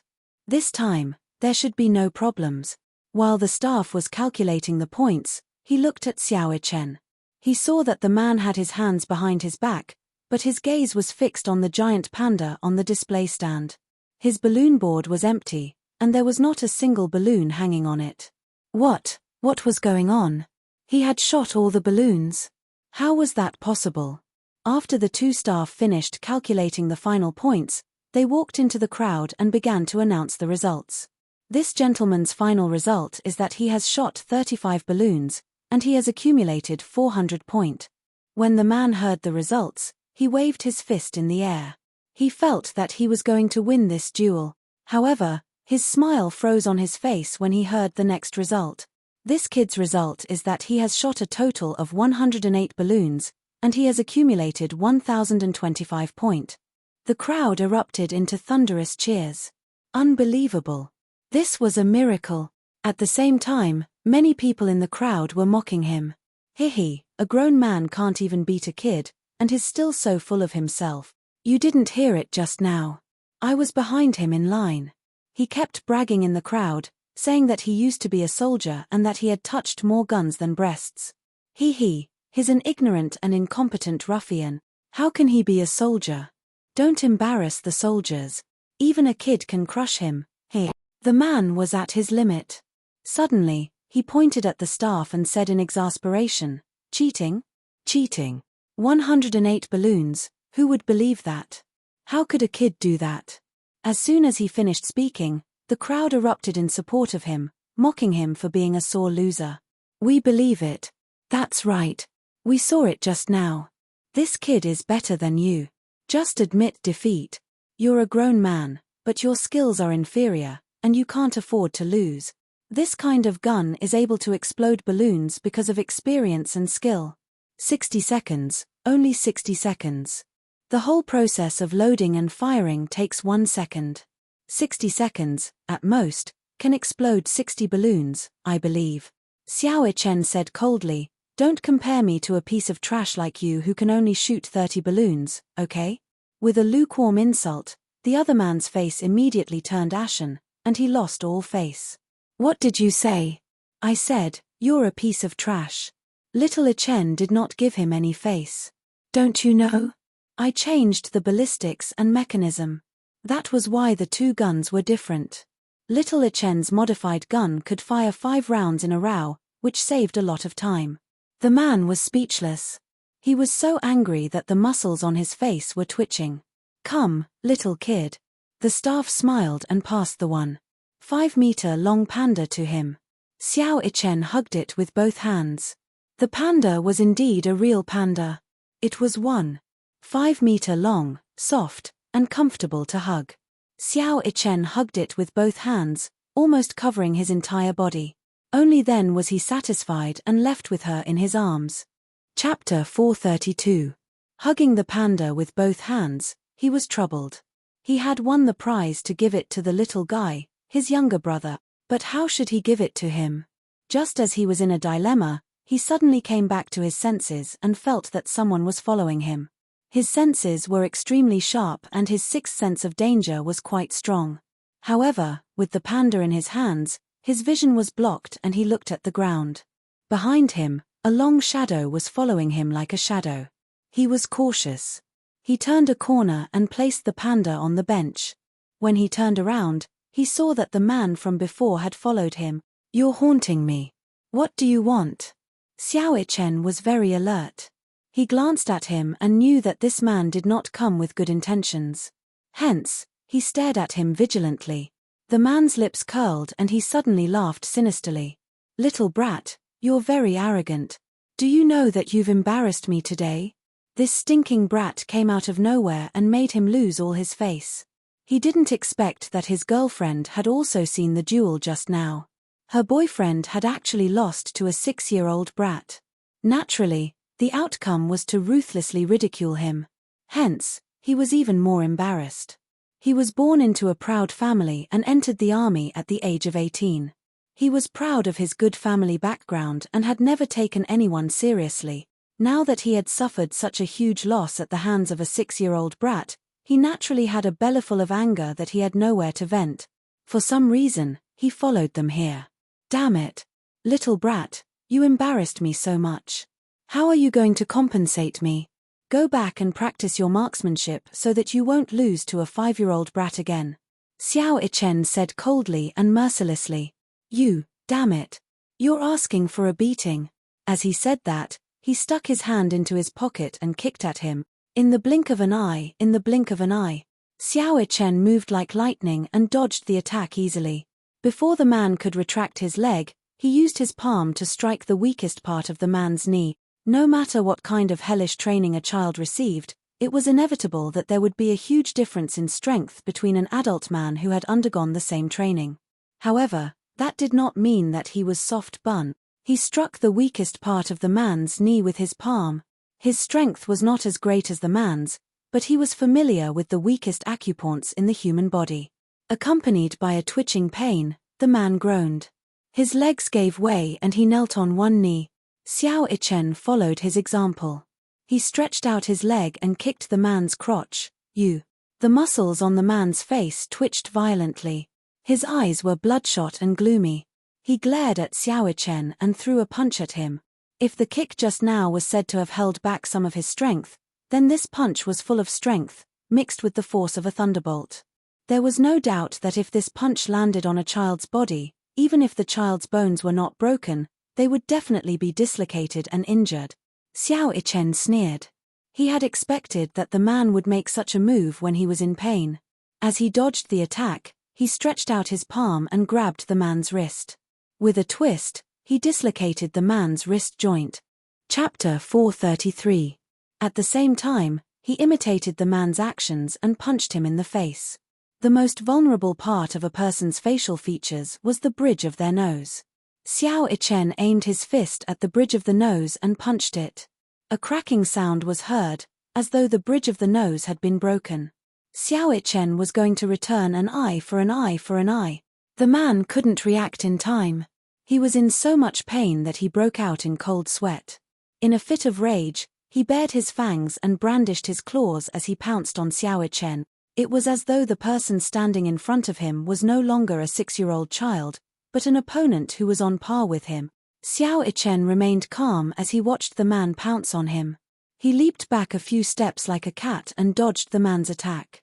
Following that, He delivered a roundhouse kick to the man's jaw.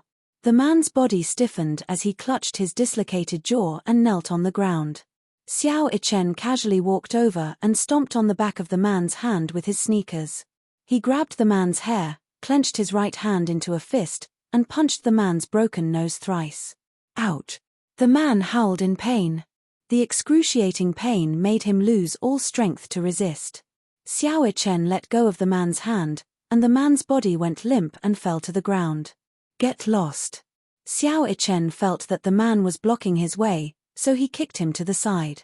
He took out a wet wipe and carefully wiped off the blood on his hand. It was the man's nosebleed. Xiao Ichen frowned in disgust. He was a clean freak, so one wet wipe wasn't enough. He took out a few more and wiped his hand before throwing them on the man's face. He took out a lollipop, slowly tore off the wrapper, and put it in his mouth.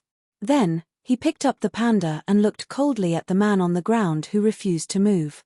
You can't even withstand a single blow. Then, he stepped on the man's back and walked away. Yun Shusha, Jiang Li, and the other three chatted casually as they walked. Compared to her previous coldness, after chatting for a while, Yun Shusha gradually became familiar with her, but even so, she still didn't talk much. She was a slow person to warm up to others. When she interacted with others, she always gave people a cold feeling at first, as if she was quite unapproachable. But when they were really close, as a friend, Yun Shusha was still relatively gentle. Jiang Li suddenly remembered something the class leader told her before, so she pretended to mention it casually. Shusha, did you know that our class has a reunion every year? But it's been 6 years, and you're the only one missing. Everyone feels very lonely. The class monitor has always had a wish, and that is to have our class reunion together. What do you think? Yun Shusha suddenly fell silent for a moment. Class reunion. What she meant was that she was inviting her to participate. However, she did not have much desire to do so. It was not because of anything else, but because she felt that everyone in the class was so unfamiliar to her after being classmates for 4 years. To her, a reunion would only be awkward. Chapter 434. Shusha, you don't have to think too much about it. I know what kind of grievances you've suffered in university, but who doesn't have such twists and turns in their youth? All these joys and sorrows are now in the past. Now, when classmates gather together, it's more about reminiscing about their youth. After all, it's hard to erase the feelings of being classmates for 4 years. Yes, I know. Yun Tianyu walked to the side and listened in silence. When he heard that his mommy seemed to have suffered a lot in university, his heart ached slightly. It should have something to do with him. He had more or less heard from Yun Na that his mommy had put in a lot of effort to take care of him in university. In school, rumors about his mommy's unmarried child had spread like wildfire. When the school heard about it, they almost expelled her from school. Thinking of this, he did not know why, but even though he knew that this matter had nothing to do with Jiang Li, he felt a little disgusted with her. Why did she talk about the past in such a nonchalant tone? Could it be that the so-called pain had become a memory and was no longer painful? Not to mention feeling empathy. How could one know how painful it was if they were not pricked by needles themselves?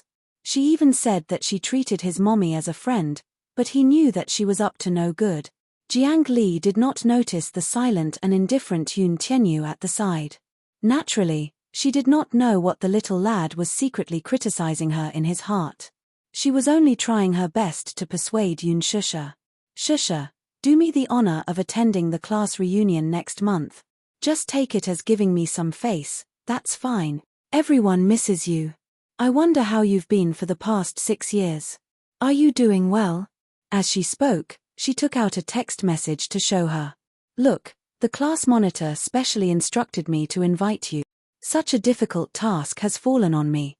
You won't watch me fail to complete my mission and be condemned by everyone, right?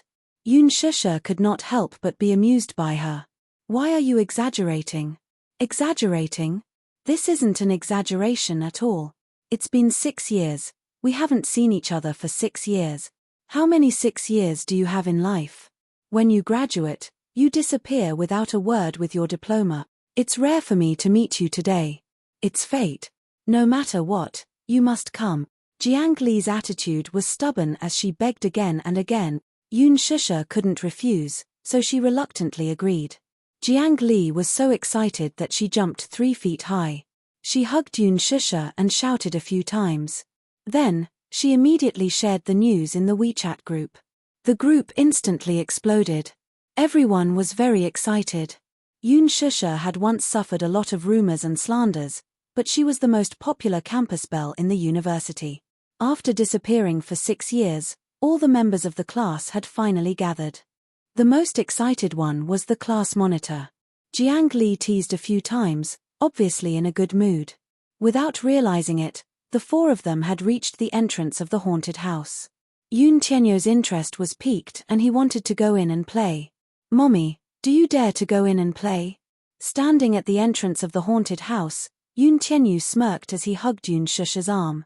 Yun Shusha looked at him in surprise. "You want to play?" "I want to play, I want to play," he said coquettishly. "I want Mommy to play with me." Chapter 435. It's very dark inside, though. Yun Shusha was a little afraid of the dark. Yun Tianyou smiled. "What are you afraid of, Mommy? You have me, don't you? This is an adult attraction. Are you really not afraid?"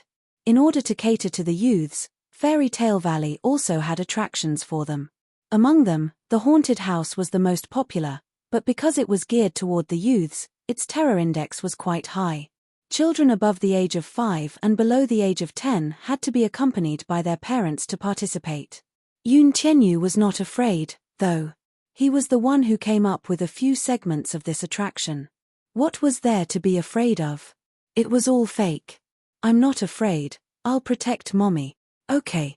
Yun Shusha naturally let him be. She turned to ask Jiang Li, "Do you guys want to play?" "No, our Qianqian is afraid of the dark and ghosts. You guys should play. I'll wait for you outside." Jiang Li smiled helplessly. "Okay. You guys can go to other attractions to play, too. It's fine. I'm tired, too. I'll bring Qianqian to the rest area for a while," Jiang Li said as she carried Qianqian away.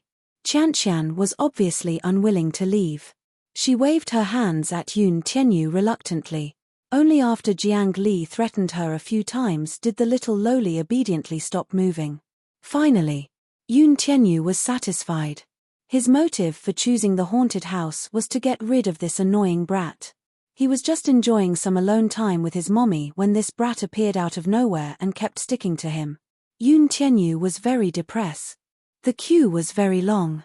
Even if it was the VIP passage, there were still quite a few people lining up.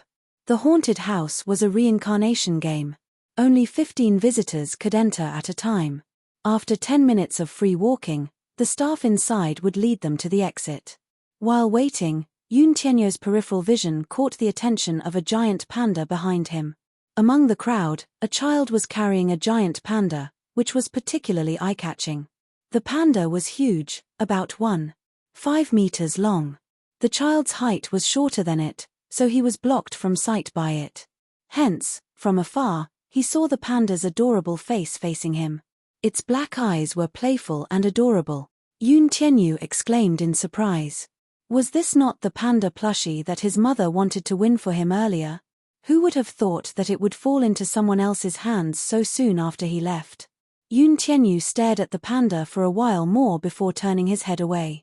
Xiao Chen, who was hiding behind the giant panda, let out a long sigh of relief. His heart, which had been hanging high in the air, finally calmed down. It was quite nerve-wracking. Xiao Chen was extremely conflicted.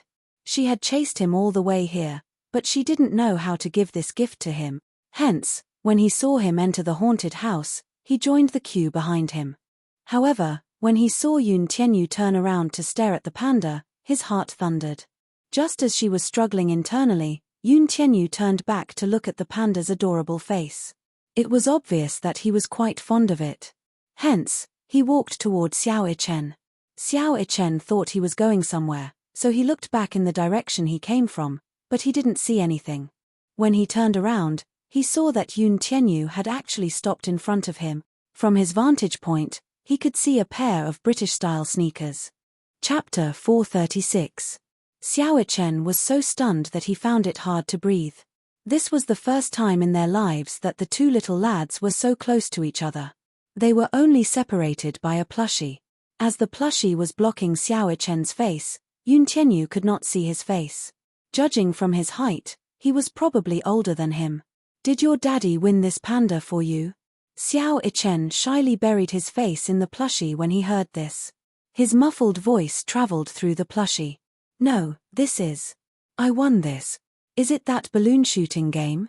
Yun Tianyu was a little surprised. Yes. Yun Tianyu's face broke into a smile. Wow. That's awesome. Inwardly, however, he thought, how is that possible? Even adults find it hard to clear that game. How can a child of his age complete it? On second thought, though, the advanced mathematics papers he usually did had stumped the top students in high school. It was not surprising. What's your score?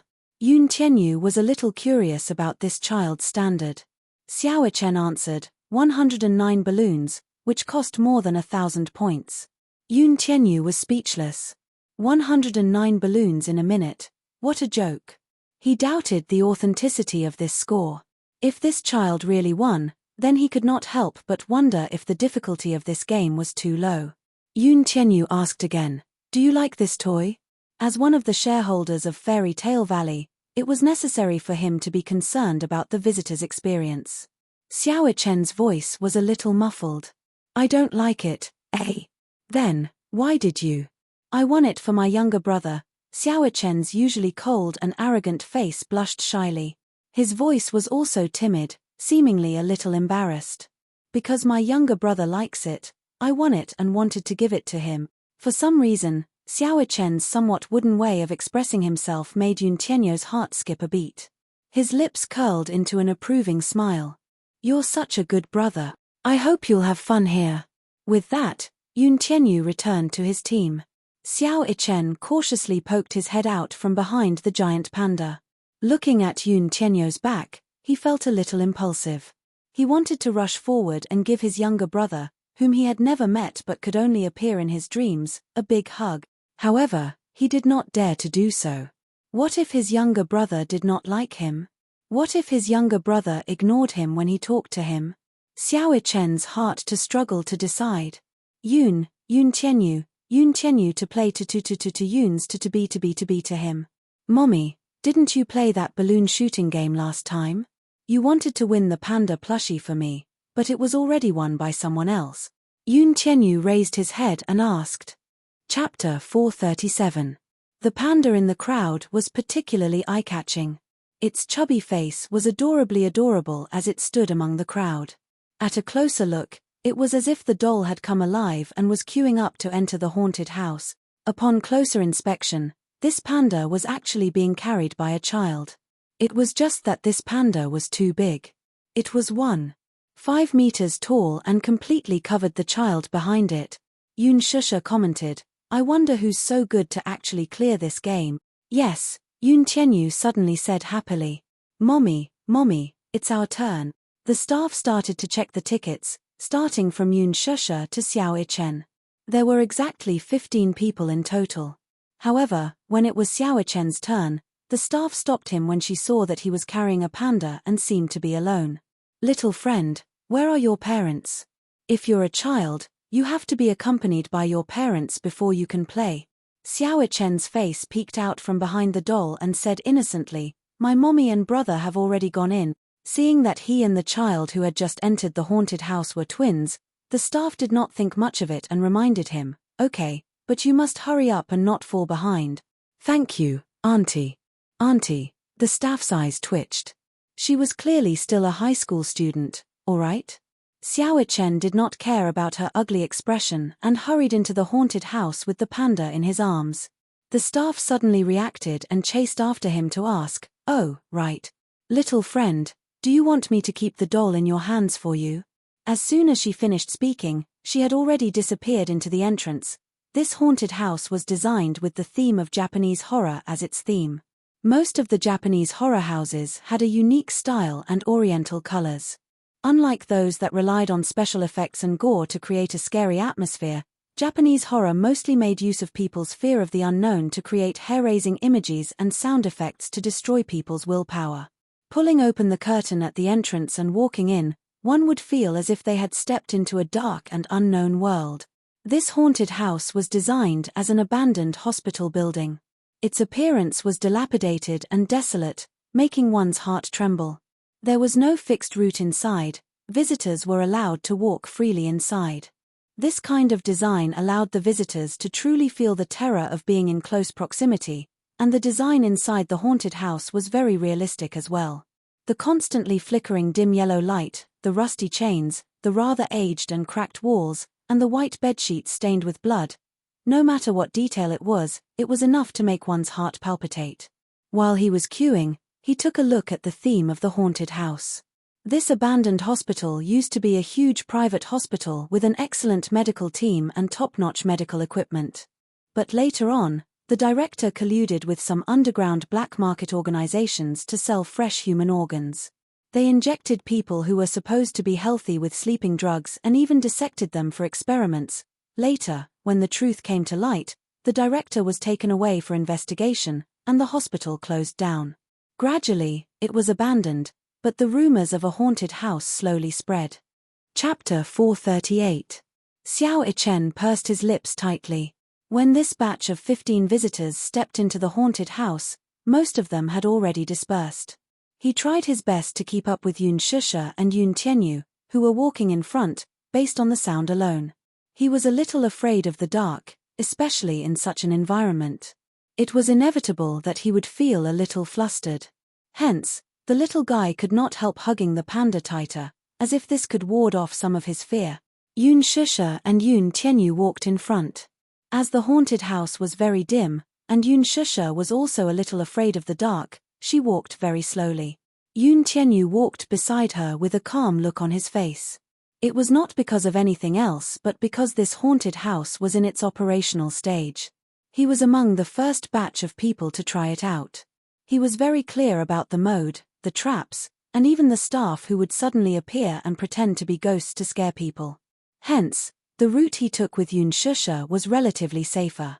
There were fewer traps, but there were not many people pretending to be ghosts. Along the way, there were no staff members pretending to be ghosts to block their way. Gradually, Yun Shusha relaxed a little. Xiao Ichen followed closely behind them. He was so afraid that he did not look at the creepy props. He thought that this haunted house was just for scaring people, but he did not expect the props and scenery to be so realistic. Even though he knew that these were all fake, under such circumstances, it was still quite immersive. Xiao Ichen quickened his pace. When he was about a few meters away from Yun Shusha and Yo-Yo, he could vaguely hear the two talking and laughing. "Mommy, are you scared?" "No, I'm not. Don't I have Yo-Yo to protect me?" Yun Shusha's tone was relaxed. She then lowered her head and asked him, "Yo-Yo, are you scared? What's there to be scared of?" Yo-Yo chuckled in his heart as he held onto Yun Shusha's hand and walked into a pharmacy. There were many glassware in the small room, and there were many organs soaked in formalin. The props were very lifelike, which was really creepy. Not only was Yun Tianyu unafraid, he even scrutinized each and every one of them. Most of the time, before entering a haunted house, the visitors would be eager to give it a try, wondering how scary it would be. However, once they entered the haunted house, they were all focused on running toward the exit.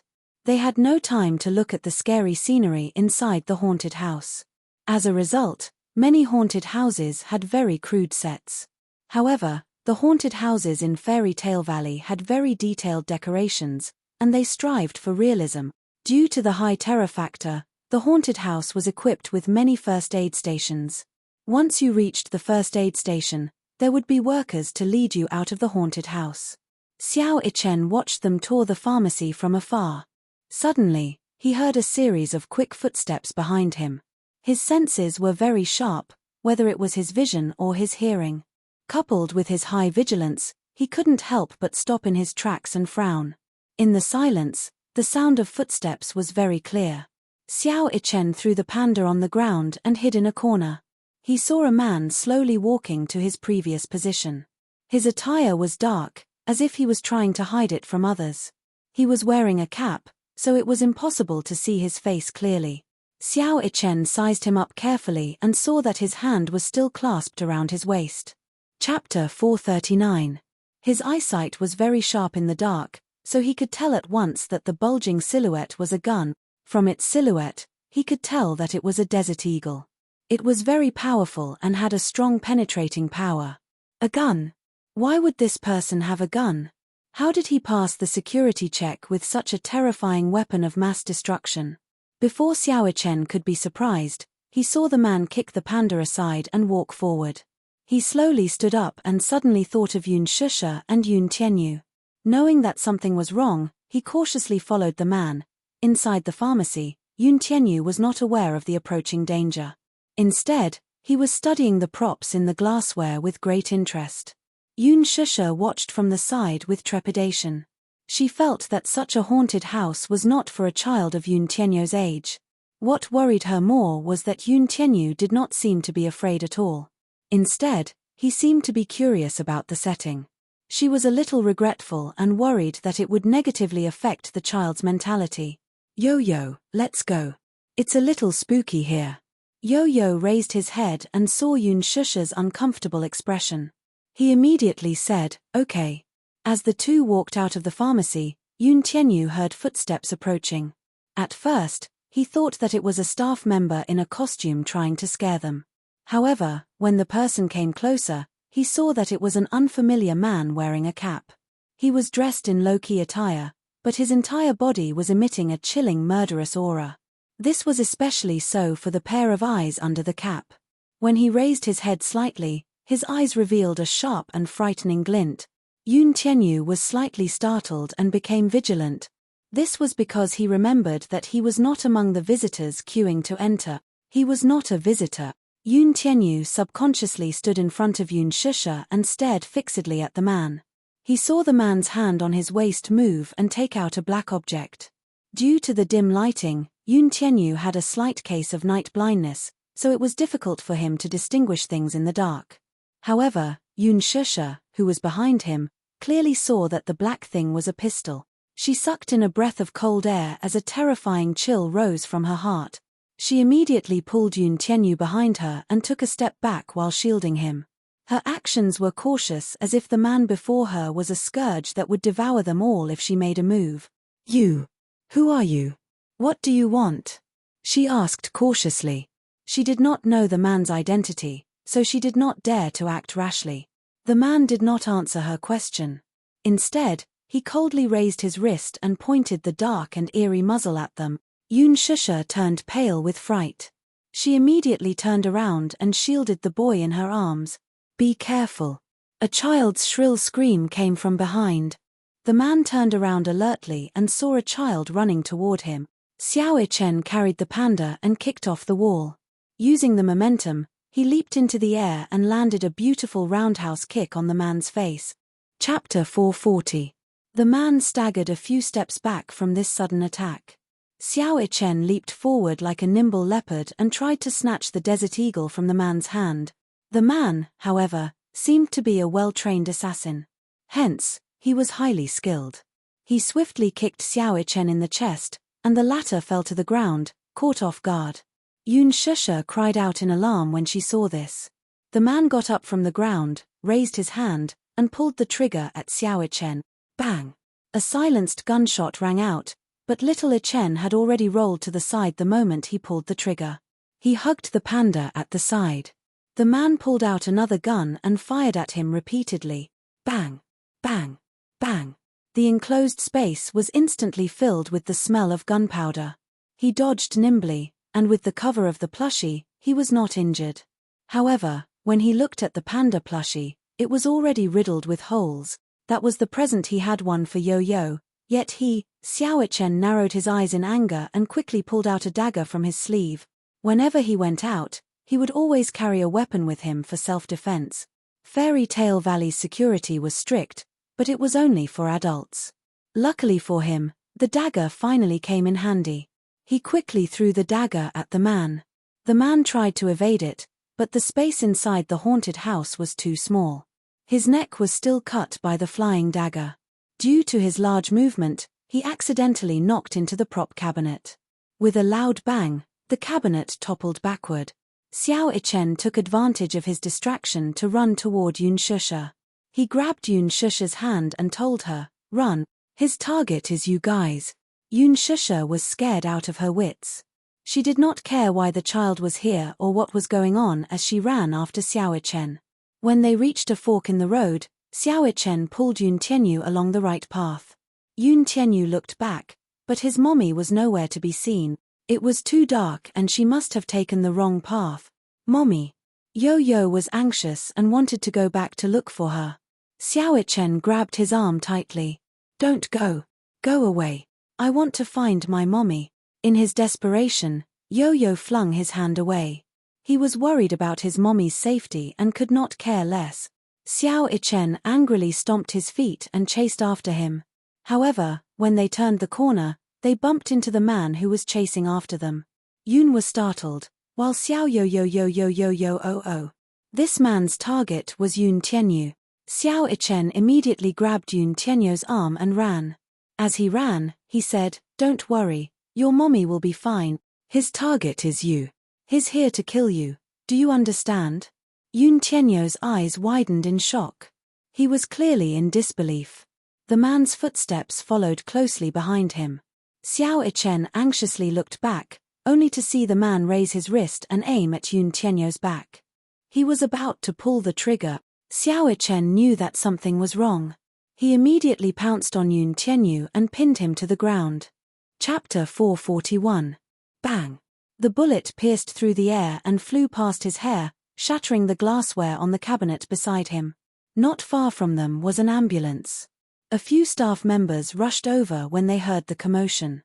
Xiao Ichen seemed to have grasped at a life-saving straw as he shouted, "Uncle, uncle, someone's trying to kill us. Someone's trying to kill us." The few staff members did not take his words to heart. In the haunted house, most of the frightened visitors would shout for help like this. In fact, they were all frightened by the ghost. Hence, they walked over and said with a smile, "Kids, don't be afraid. Uncle will bring you out." Halfway through their conversation, they saw that behind the two little munchkins, the man had yet to put away his gun. The cold muzzle of the gun was emitting a wisp of smoke. "Murder! Murder!" Before he could finish his words, a bullet pierced through his throat. Blood splattered on the wall. The pungent smell of blood permeated the air instantly. In the blink of an eye, the man's body fell limply to the ground, turning into a cold corpse.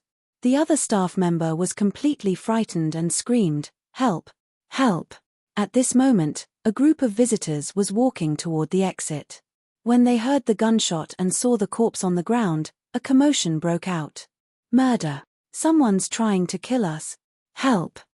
Ear-piercing screams were incessant. The scene was chaotic and the crowd lost control. Using the cover, Xiao Ichen got up from the ground with Yo-Yo and groped for the exit. Yo-Yo's mind was in a mess. On one hand, he was worried about his mother's safety. On the other hand, he wanted to know the background of this man and why he wanted to kill him. For a moment, his thoughts were in a mess.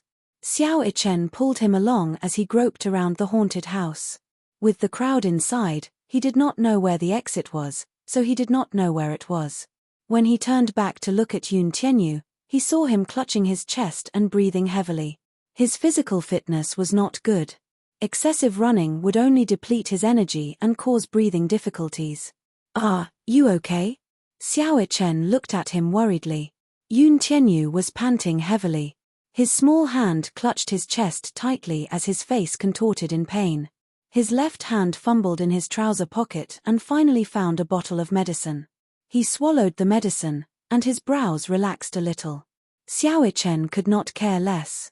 He gritted his teeth and carried him on his back. Yo-Yo's heart skipped a beat.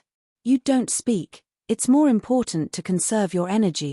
Xiao Ichen said this as he looked around. Yun Tianyu took out his phone to check the route. Closing his eyes slightly, every escape route on the haunted house's blueprint appeared clearly in his mind. He slowly said, "I know the way.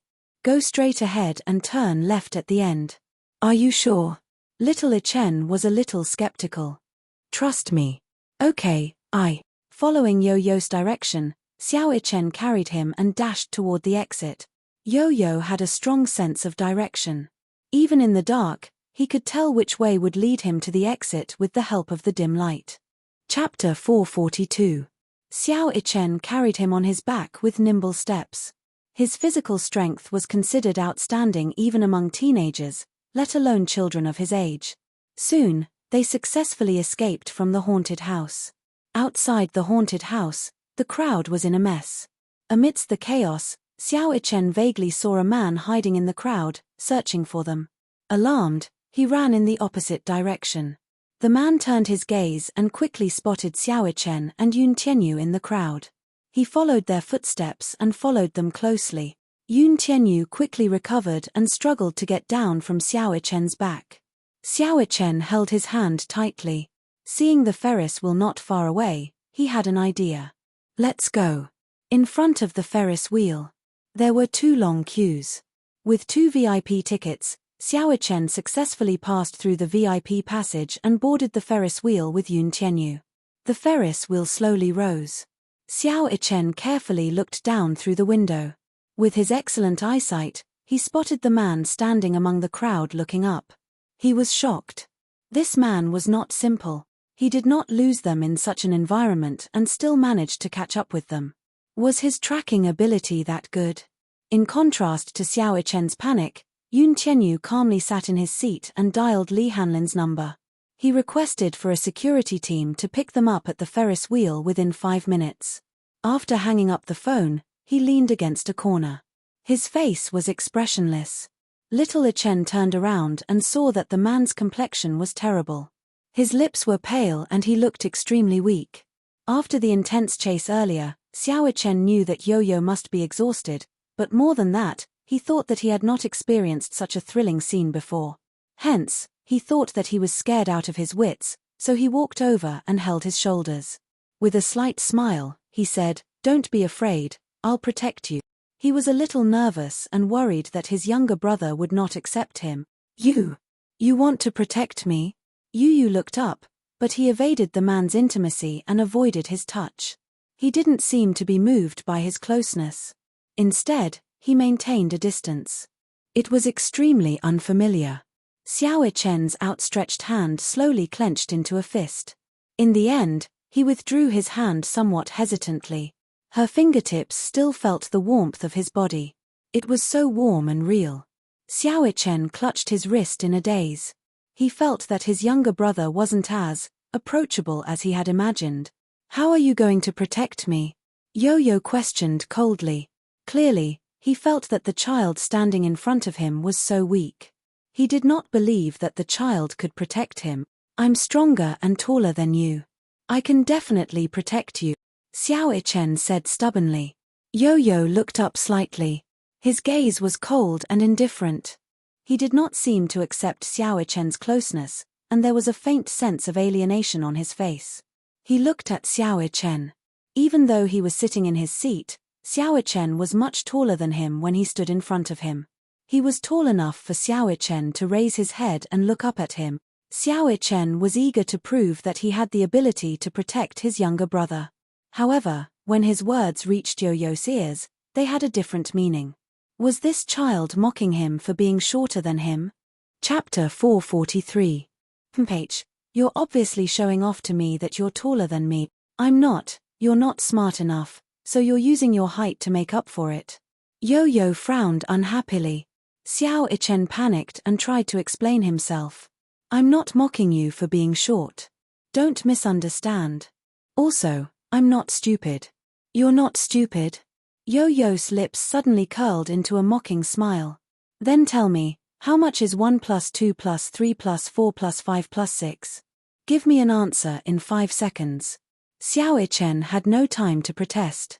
He quickly stretched out his chubby little hands and started counting with his fingers. He looked serious and was racing against time. Time's up. What's your answer? 20. Little Ichen's head spun as he did the math. He hated it the most. 21. Idiot. Don't call me an idiot, Little Ichen pouted. His confidence had been smashed to smithereens, and he felt aggrieved. The little brother he tried his best to protect had such a vicious mouth. Moreover, he didn't seem to like him, but he really liked this little brother of his. He was different from the cold and arrogant attitude he had with other people. Standing in front of Yo-Yo, he was more like a helpless older brother who had never tried to coax anyone. However, the way he looked at Yo-Yo was gentle. The expression on his face was anxious and uneasy because he had been misunderstood. "You caused me to be separated from Mommy. I don't want to talk to you." Yo-Yo was anxious when he thought about how Mommy was missing and didn't know what was going on. Hence, he turned his head and ignored him. "I'm sorry, I didn't do it on purpose. I didn't know she was your mommy. She's your mommy too." "You didn't know?" Yu glanced at him coldly from the corner of his eyes. His thin lips parted slightly as he said, "Muo-chen, she's your biological mommy. Remember this well." "She is my biological mommy?" Xiao-chen was a little confused. Initially, he knew that Yun Tianyu was his biological younger brother because blood relations could not lie. How could there be a child in this world who looked so similar to him, or even almost exactly the same? The same blood flowed in his veins. Therefore, he had an inexplicable telepathic connection with his younger brother. It had been there for as long as he could remember. He would often have a dream. In the dream, a child with the same face as him was walking far ahead while he chased after him with all his might. There seemed to be no end to the road, and no matter how hard he tried, he couldn't catch up with him. Gradually, as he grew up, he would often feel an inexplicable palpitation, or even heartache. Sometimes, his breathing would suddenly become hurried, and he would faint on the ground without any warning. Regarding his symptoms, the specialists were at a loss. After a series of examinations, they all said that his body was very healthy and did not have any illness or hidden illness. Not a clue. However, these symptoms did not stop there. They would often flare up without warning.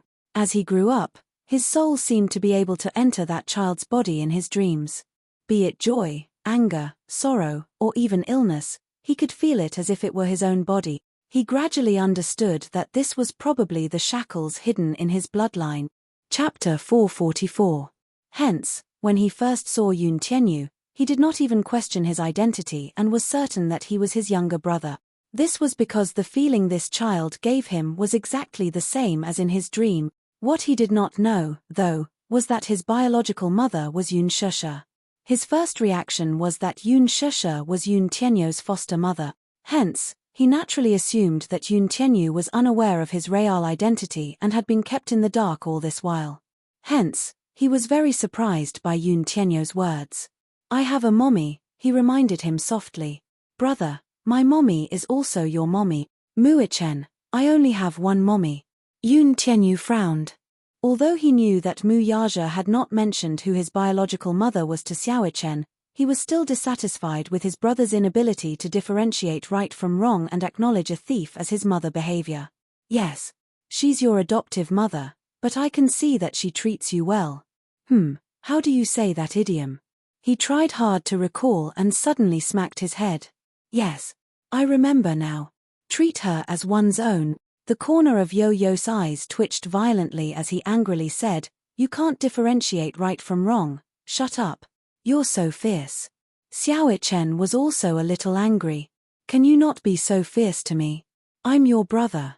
That's because you don't even acknowledge your biological mother. Why should I acknowledge you?" Yun Tianyu was angry at his ignorance and did not want to bother with him as he coldly retorted. He was like a summer insect that could not be compared to ice. "All right, don't be angry." Xiao-chen somewhat clumsily coaxed him. "Now is not the time to bicker. Let's look for mommy together later." Yo-Yo frowned but did not say anything in the end. "What's your name?" Yo-Yo raised his head. His eyes flickered before he finally answered reluctantly, "Yun Tianyu." "Yun Tianyu? How do you write it?" Xiao-chen curiously grabbed his palm.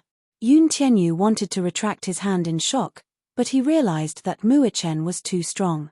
No matter how hard he tried, he could not break free from his grip. Xiao-chen didn't see the resistance in his eyes at all. He only wanted to learn how to write his name, so he wrote the character Yun on his palm stroke by stroke. His eyes were dark and bright as he looked at him. Is it this cloud? Yes. What about Tian? Xiao Ichen wrote the word Tian again. Is it written like this? Yes. Yun Tianyu gradually lost his patience. How could this fellow be so stupid that he could not even recognize words? The last word. Xiao Ichen wrote the word again on his palm and frowned. Is it this again? Yun Tianyu furrowed his brows in displeasure. It's the bless in bless. How do you write it? Yun Tianyu was so infuriated by him that he almost lost his temper. He coldly spat out, "Idiot, stop talking." Being together with him was dragging down his IQ. Xiao Ichen then took out his phone and searched for how to write the word. Yun Tianyu suddenly saw the watch on his wrist. Frowning, he grabbed his wrist. Where did you get this watch? My daddy gave it to me for my birthday. Xiao Ichen answered. Looking at the smartwatch on Yo-Yo's wrist, he asked curiously, who gave it to you? Chapter 445. My mommy gave it to me as a birthday present. Yun Tianyu suddenly thought of something. Are your watch's GPS and Bluetooth functions turned on? Yes. Turn it off, he ordered at once. What's wrong? Don't ask so many questions, turn it off first. With that, he turned off his watch's Bluetooth and GPS functions. Xiao Ichen did not know why he made such a request, but he did as he was told. Yun Tianyu suddenly felt that something was amiss. What was even stranger was that the Ferris wheel, which was supposed to run for 5 minutes, did not stop even after 10 minutes had passed. It had already spun for so long, and it showed no signs of stopping. Was it malfunctioning? A sense of uneasiness rose in his heart. He had a feeling that the Ferris wheel had been spinning for so long, it was not as simple as a malfunction. He stood up and walked to the door. With his hand on the door, he looked at the crowd through the window. At that moment, the machine suddenly shook violently. The inside of the carriage swayed for a moment. Then, the operation of the machine came to a sudden halt. The Ferris wheel suddenly stopped running. All the safety measures were removed, and the door lock was automatically unlocked. Due to the shaking of the carriage, Yun Tianyu's body swayed and he lost his balance. He quickly reached out to grab the door handle. However, he didn't expect that the door would be slowly pushed open with his support. At this moment, his entire body was leaning on the door. The door lock was suddenly unlocked, and the door opened outward. His body leaned toward the door. Yun Tianyu was shocked. At this moment, their carriage had stopped at the highest level. Below him was a few dozen meters in the air. The strong wind blew, messing up his hair. At this moment, he could not support his center of gravity and was falling. Yun Tianyu's face turned pale. This accident happened so suddenly that he did not even have time to react before his body fell halfway. Yo-yo. At this critical moment, Xiao Ichen pounced on him and grabbed his arm tightly. High up in the air, Yun Tianyu's body hung outside the carriage. His feet were in the air, and one of his arms was barely hanging on to the edge of the carriage. His other arm was tightly held by Xiao Ichen. Even though he was fast, he was still dragged half a meter away by Yo-Yo. Yun Tianyu raised his head and saw Xiao Ichen's face turning red from overexertion. Blue veins gradually appeared on his forehead, and thick, cold sweat trickled down his cheeks. Yun Tianyu was a little surprised. His older brother's grip strength was amazing. Just one of his arms was enough to support his entire weight. Xiao Ichen struggled to hold onto his hand, but the car, which was suspended in midair, continued to sway uncontrollably. While bearing the weight of Yun Tianyu, it still had to maintain its center of gravity. He didn't know if the machine had malfunctioned or something else, but it just stopped moving. Xiao Ichen's body gradually slid out of the car. Seeing that the two little munchkins were about to fall out of the car, Xiao Ichen gritted his teeth and reached out to grab hold of the window. Only then did he manage to stabilize the situation. Yun Tianyu's arm, which was being held tightly by him, was obviously strained. The sharp pain from the tearing of his muscles made him break out in cold sweat. Xiao Ichen was not in a better state. His one arm was bearing almost all of Yun Tianyu's weight. If not for his training, his arm would have been dislocated by now. Chapter 446. Hold on to me. Don't let go. Xiao Ichen squeezed out these words with much difficulty. Yun Tianyu grabbed Mu Ichen's wrist. He could feel his trembling wrist. His heart ached as he looked at the latter's face, which was covered in cold sweat. He clenched his teeth tightly as he tried to think of a way to climb into the car. He knew that Xiao Chen could not hold on for long. However, the car was already swaying due to the tilt. He could feel the vibrations coming from the car with just a slight movement. After a few attempts, Yun Tianyu gave up. At this moment, he had calmed down as fast as he could and was thinking of a way to turn the situation around. As he pondered, beads of cold sweat rolled down from his forehead to his cheeks and were blown away by the strong wind. On the one hand, it was because of his nervousness and fear. He knew very well that a child's endurance was limited. Even if little Chen was unwilling to let go of his hand in order to save him, his arm would cramp, dislocate, or even break under the heavy weight for a long time. When that happened, both of them would lose control and fall to the ground. In order to hold on to him, Xiao Chen exerted all his strength. He gritted his teeth so hard that he wanted to break them. He was so focused on this that he did not have the energy to think of anything else. The situation was at a stalemate. After being separated from the two little lads, Yun Shusha fumbled around the haunted house for quite some time. Perhaps it was because when a person was extremely worried about another matter, they would not be afraid of certain terrifying things. Therefore, when she accidentally fell to the ground and touched a prop of a rotten corpse, she did not feel the slightest bit of fear. She was only thinking about how the two children were doing. Were they all right? She was so worried that she was about to cry. She had a terrible sense of direction. When she finally found the first aid station, there was no one there. However, she was lucky enough to find a survival blueprint on the table. She held it in her hands as if she had found a treasure. Following the escape route outlined on the blueprint, she finally ran out of the haunted house. However, she saw that the crowd outside was in a mess, and there were people shouting for help from time to time. Yun Shusha kept searching for Yo-Yo and Xiao Chen in the crowd. She was so anxious that her voice trembled. "Sorry, have you seen two 6-year-old children? Hello, may I ask if you've seen the two children?" Many people turned their heads indifferently. In her anxiety, Yun Shusha heard someone in the crowd say, "Quick, go take a look. The Ferris wheel has malfunctioned, and the two children are trapped on it." When she heard this, she immediately pushed the crowd. She grabbed the man's collar and asked in a panic, "What did you say? You said that two children are trapped on the Ferris wheel?" "Yes." "What kind of children are they? I can't see clearly. I only know that they are two children." As soon as he said that, Yun Shusha immediately ran in the direction of the Ferris wheel. Chapter 447. Li Hanlin was on high alert. No matter who they were, even if they were children, he ordered them to stay away. When Yun Shusha arrived at the scene, she was, without exception, chased away by the security personnel. She was in a daze as she was constantly pushed and even warned.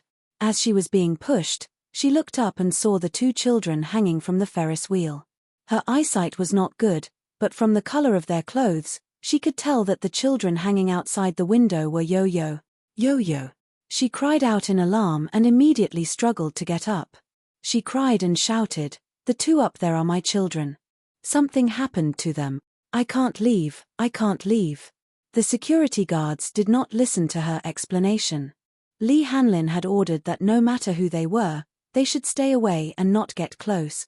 Yun Shusha held back her tears and said, "I don't know who gave you the order, but please understand that I am the mother of those two children. Please tell them to let me go." The two security guards looked at each other. In the end, they still felt a little sympathetic.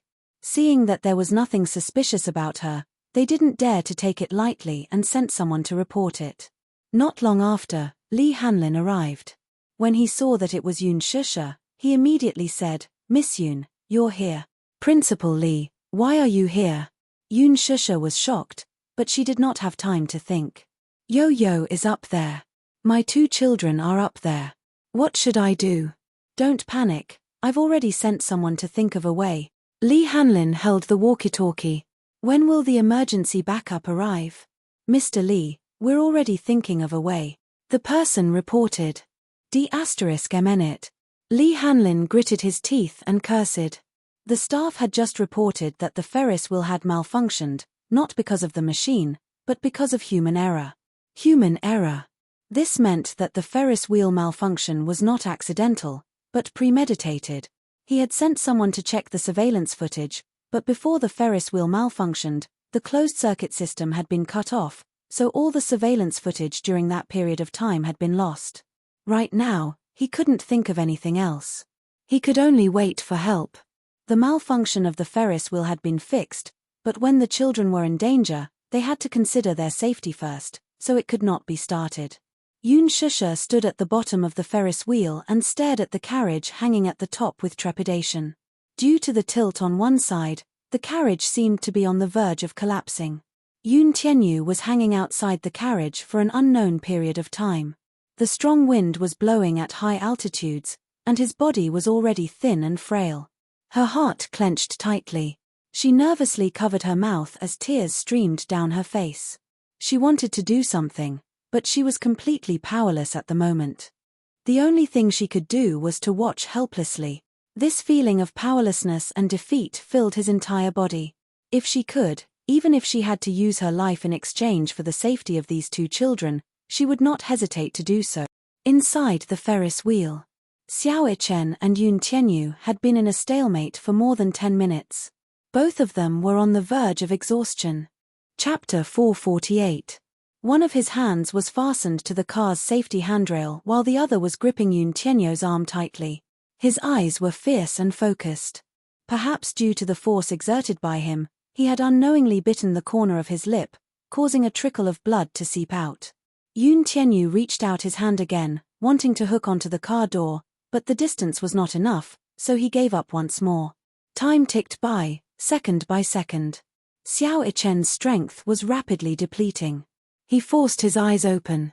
Even though sweat had seeped into his eyes, he did not dare to blink. Xiao Ichen looked at Yoon Tianyu and slowly said, "Yo-yo, I don't think I can hold on for much longer." He knew how much strength he had left. 10 minutes was already the limit of the limit.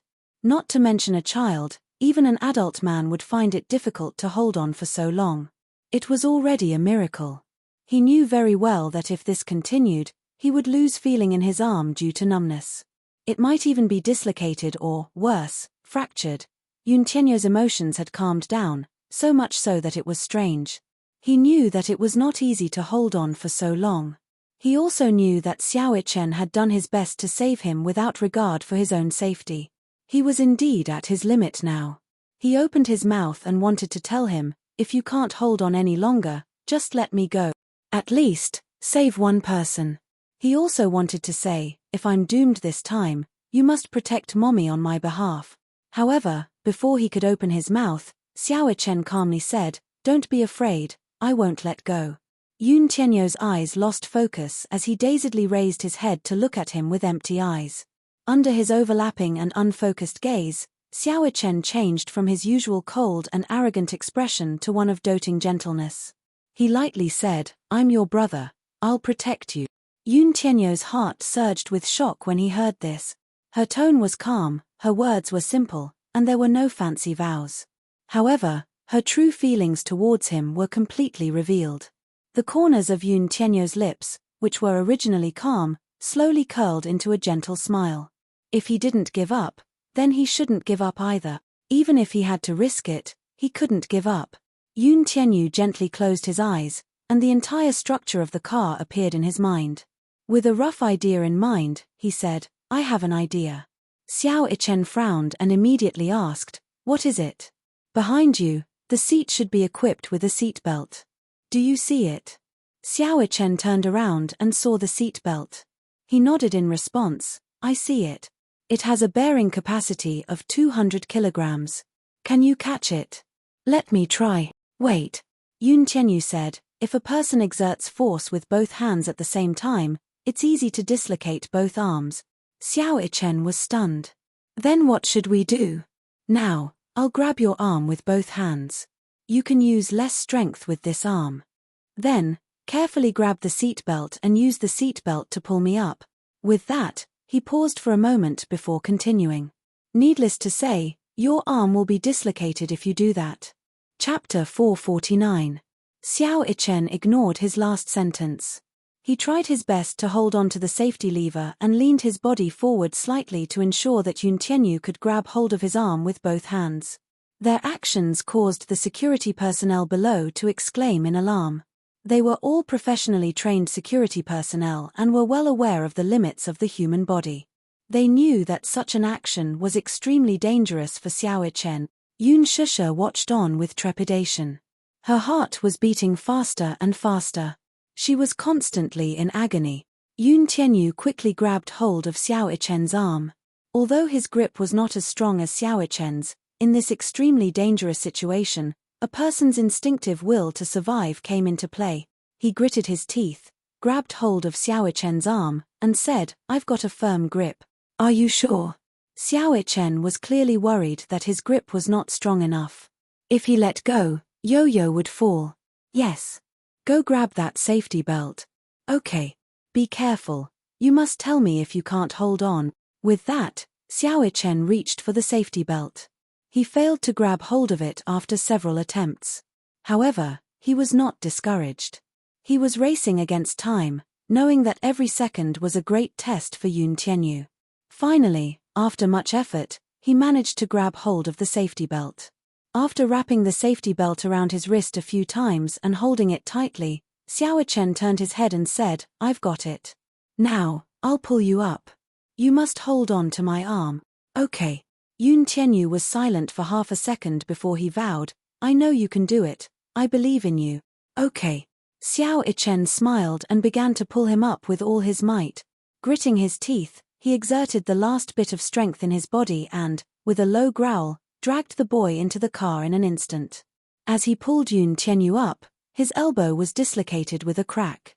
Yun Tianyu's left wrist was also dislocated because he exerted too much force.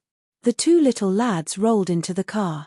Yun Tianyu quickly grabbed hold of the other safety belt and put it on his shoulder to stabilize his center of gravity. Below them, a series of cheers could be heard.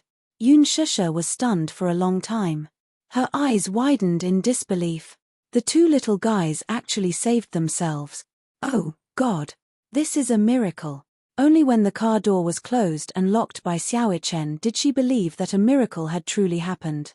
In her agitation, tears fell like rain. Her body, due to the momentary relaxation after excessive tension, she was limp. She half knelt once until now, her heartbeat was still unable to calm as dislocated too. For a moment, his heart was filled with mixed feelings. However, he seemed to be able to tolerate pain. Even though his wrist was dislocated and deformed, his face remained as calm as still water. Instead, he was more concerned about Yun Tianyu's arm. "How's your wrist?" "I think it's dislocated." Yun Tianyu could not tolerate pain, but he was strong enough to endure it. Even though he was drenched in cold sweat, he did not cry out in pain. After a moment of silence, he was still worried about Xiao Chen's injury. Chapter 450. "Are you okay?" he asked softly and carefully. His tone was no longer as cold and distant as before. Xiao Chen was agitated by his change in attitude. Although he did not show it on his face, it was reflected in his trembling voice. "I am fine. Your elbow is dislocated. Does it hurt?" "It should be very painful. After persisting for so long, his nerves must be numb." Now, with a dislocated elbow, Xiao Chen hurriedly consoled him. "Don't worry, I'm used to it. This is a common occurrence during training." A child's world was very simple. Perhaps, Yun Tianyu was previously hostile toward Xiao Chen and Mu Yaja. He was afraid that these two would barge into his carefully guarded world and snatch away his mommy's love. However, a friend in need was a friend indeed. He was not heartless or cold-blooded. Moreover, they were connected by blood. Looking at Xiao Chen's injured arm now, his heart ached more or less. Yun Tianyu gave Li Hanlin a call and asked him to start the Ferris wheel. Li Hanlin immediately picked up the walkie-talkie and asked the control panel to start the machine. The Ferris wheel slowly resumed operation. The two little lads sat facing each other. Both of them looked quite disheveled. Their hair was messy, their cheeks were wet with cold sweat, and their faces were flushed red. However, when they looked at each other, they seemed to have an innate understanding and smiled at each other. You're better than I thought. Yoon Tianyu pursed his lips and gave a rare compliment. It was very rare for him to praise someone. This time, however, it was from the bottom of his heart. If not for Xiao Chen's strong physique, who had persisted for so long, he really did not know what would have been waiting for him. Xiao Chen blushed shyly at this compliment. He opened his mouth a few times, but no words came out. He was obviously shy. The Ferris wheel slowly descended to the ground. The tourists poured out of the car like a tidal wave. The security personnel were in charge of guiding the crowd. When Yoon Tianyu and Xiao Chen came out holding each other's arms, Yoon Shusha broke through the crowd and ran toward them. When Xiao Chen saw Yoon Shusha, his heart skipped a beat. Then, he felt a surge of warmth. He had narrowly escaped death, and the first person he saw was this woman. Even though he still didn't know who this woman was or if she was his biological mother, he still felt that it was great. His heart felt very warm. To be honest, if this gentle woman in front of her was her mommy, how good would that be? He did not hold much affection for Mu Wonru. After all, he was not her biological child. Mu Wonru's love for him was only superficial. However, no matter how well she did it, the child could not feel any maternal love from her. Naturally, he would not be close to her, like her very much. If this woman was his biological mother, then he would acknowledge her without hesitation. If she was his mommy, then it would be a very blissful thing. Xiao Chen clenched his fists tightly. He was a little nervous. When Yo-Yo saw her, his originally calm face immediately changed to one of grievance and shock. He pouted his little mouth and his watery eyes were instantly filled with tears. "Mommy, Wu," her voice was so sweet that it scared Xiao Chen. The latter's face was filled with horror and disbelief. It was even more frightening than when he was in imminent danger. Chapter 451. Why, he was calm and collected earlier, but why did his IQ seem to drop by 8 levels the moment he was in front of Yoon Shusha? He was just like a childish child acting coquettishly in front of his mother. Was this an act? Xiao Chen was dumbfounded. Yoon Tianyu was agitated that Yoon Shusha was safe and sound. On the one hand, he was whining to her so that Yoon Shusha could comfort him. His skills were naturally top-notch, so tears streamed down his face instantly. Seeing this, Yoon Shusha felt as if a knife was being twisted in her heart. It was about to shatter into pieces. She immediately half-knelt in front of him and carefully pulled him into her embrace. Her throat was choked with sobs. "Yo-Yo, my baby, don't cry, don't cry. Mommy is here, Mommy is here." Yoon Shusha kept comforting him. Her heart was in so much pain that she forgot about Xiao Chen, who was standing at the side.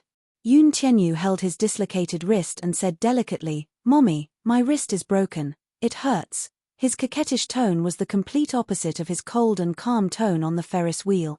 Xiao Chen almost vomited blood. He could not tell at all. His younger brother was so good at acting spoiled. Yoon Shusha looked at his dislocated wrist and felt her heart wrench. When she looked at Yoon Tianyu's pale face, her tears flowed uncontrollably. Her heart was in so much pain that she wished that she could bear all the pain that Yoon Tianyu was suffering. "Yo-Yo, you're injured. It's Mommy's fault. Mommy didn't protect you well." Yoon Shusha's heart was in so much pain that it felt as if a knife was being twisted in her heart. She kept apologizing to Yo-Yo, feeling that she had not fulfilled her responsibility to protect the child. She blamed herself endlessly, and her heart ached so much that her tears fell like rain. Xiao Chen stood by the side and watched helplessly. His heart ached. He suddenly remembered that today was his birthday. It was supposed to be a happy birthday with his father, but the Song sisters came uninvited. Not only did they disturb the birthday atmosphere, but they also sowed discord and made his father angry with him. They even left him alone in the amusement park. Mu Yaja knew that this was a punishment. However, after experiencing such a dangerous situation, Mu Yaja's heart was filled with complaints and grievances. Suddenly, he was envious of Yoon Tianyu. It was great to have a mother who doted on him so much. It wasn't just a little, but a lot of envy that seeped deep into his bones. He was so envious that he was a little jealous. He felt that Yoon Shusha's body was like a warm sun. When he got closer, he felt warm. Xiao Ichen pursed his lips and greedily took a careful step toward Yun Shusha's direction. He got closer and closer. It was as if he would be satisfied just by standing a little closer to her. Yun Tianyu caught his little action from the corner of his eye. He lifted his head from Yun Shusha's embrace and looked at him. Following his gaze, Yun Shusha looked up as well. Yun Tianyu subtly shrunk his body and gave Yun Shusha half the space in her embrace. He hugged her shoulders and whispered into her ear, "Mommy, Big Brother saved me. His name is Mu Ichen." Big Brother. Although he did not call him Big Brother in front of Xiao Ichen, it was enough to prove that he acknowledged Xiao Ichen from the bottom of his heart. This meant that he acknowledged this Big Brother. Chapter 452. It was just that he had always been shy about expressing it. However, it was precisely because he approved of it that he gave up half of the space in Yun Shusha's arms. In the past, he had never liked any child sharing Yun Shusha's love with him. But now, he had thought it through. He shouldn't have been so selfish. This way of thinking was a little too childish. Mommy probably liked Xiao Ichen too, right? If he stood in the way, Mommy would definitely be sad. He would never do anything that would make Mommy sad. Yun Shusha looked at Xiao Ichen. At this moment, he was standing helplessly in front of her, holding his dislocated arm. He looked a little uneasy. Her gaze fell on his deformed elbow joint, and her heart ached even more. She didn't know why he was in this amusement park, and she didn't know why he suddenly appeared to save them. Yes, she was saved by this child. He was only 6 years old, but he saved her and Yo-Yo in the nick of time. She was very grateful and touched by him, but more than that, she was flustered after surviving a disaster. However, she didn't dare to speak. If she was too proactive, she was afraid that she would scare the child or cause him to reject her. Thus, she asked carefully, "Xiao Ichen, are you okay?" Hearing her call his name, Xiao Ichen widened his eyes in shock. His eyelashes trembled slightly, and his lips couldn't help but tremble. He hadn't shed a single tear during that dangerous moment, but now his eyes were slightly moist. Her voice was so gentle, like a warm little spring that flowed into his heart. His body, which had turned cold from fear, suddenly warmed up. He didn't know how to respond to her and appeared a little clumsy. He wanted to tell her that he was fine and that he didn't want her to worry. But subconsciously, he wanted to tell her that his dislocated arm was actually very painful.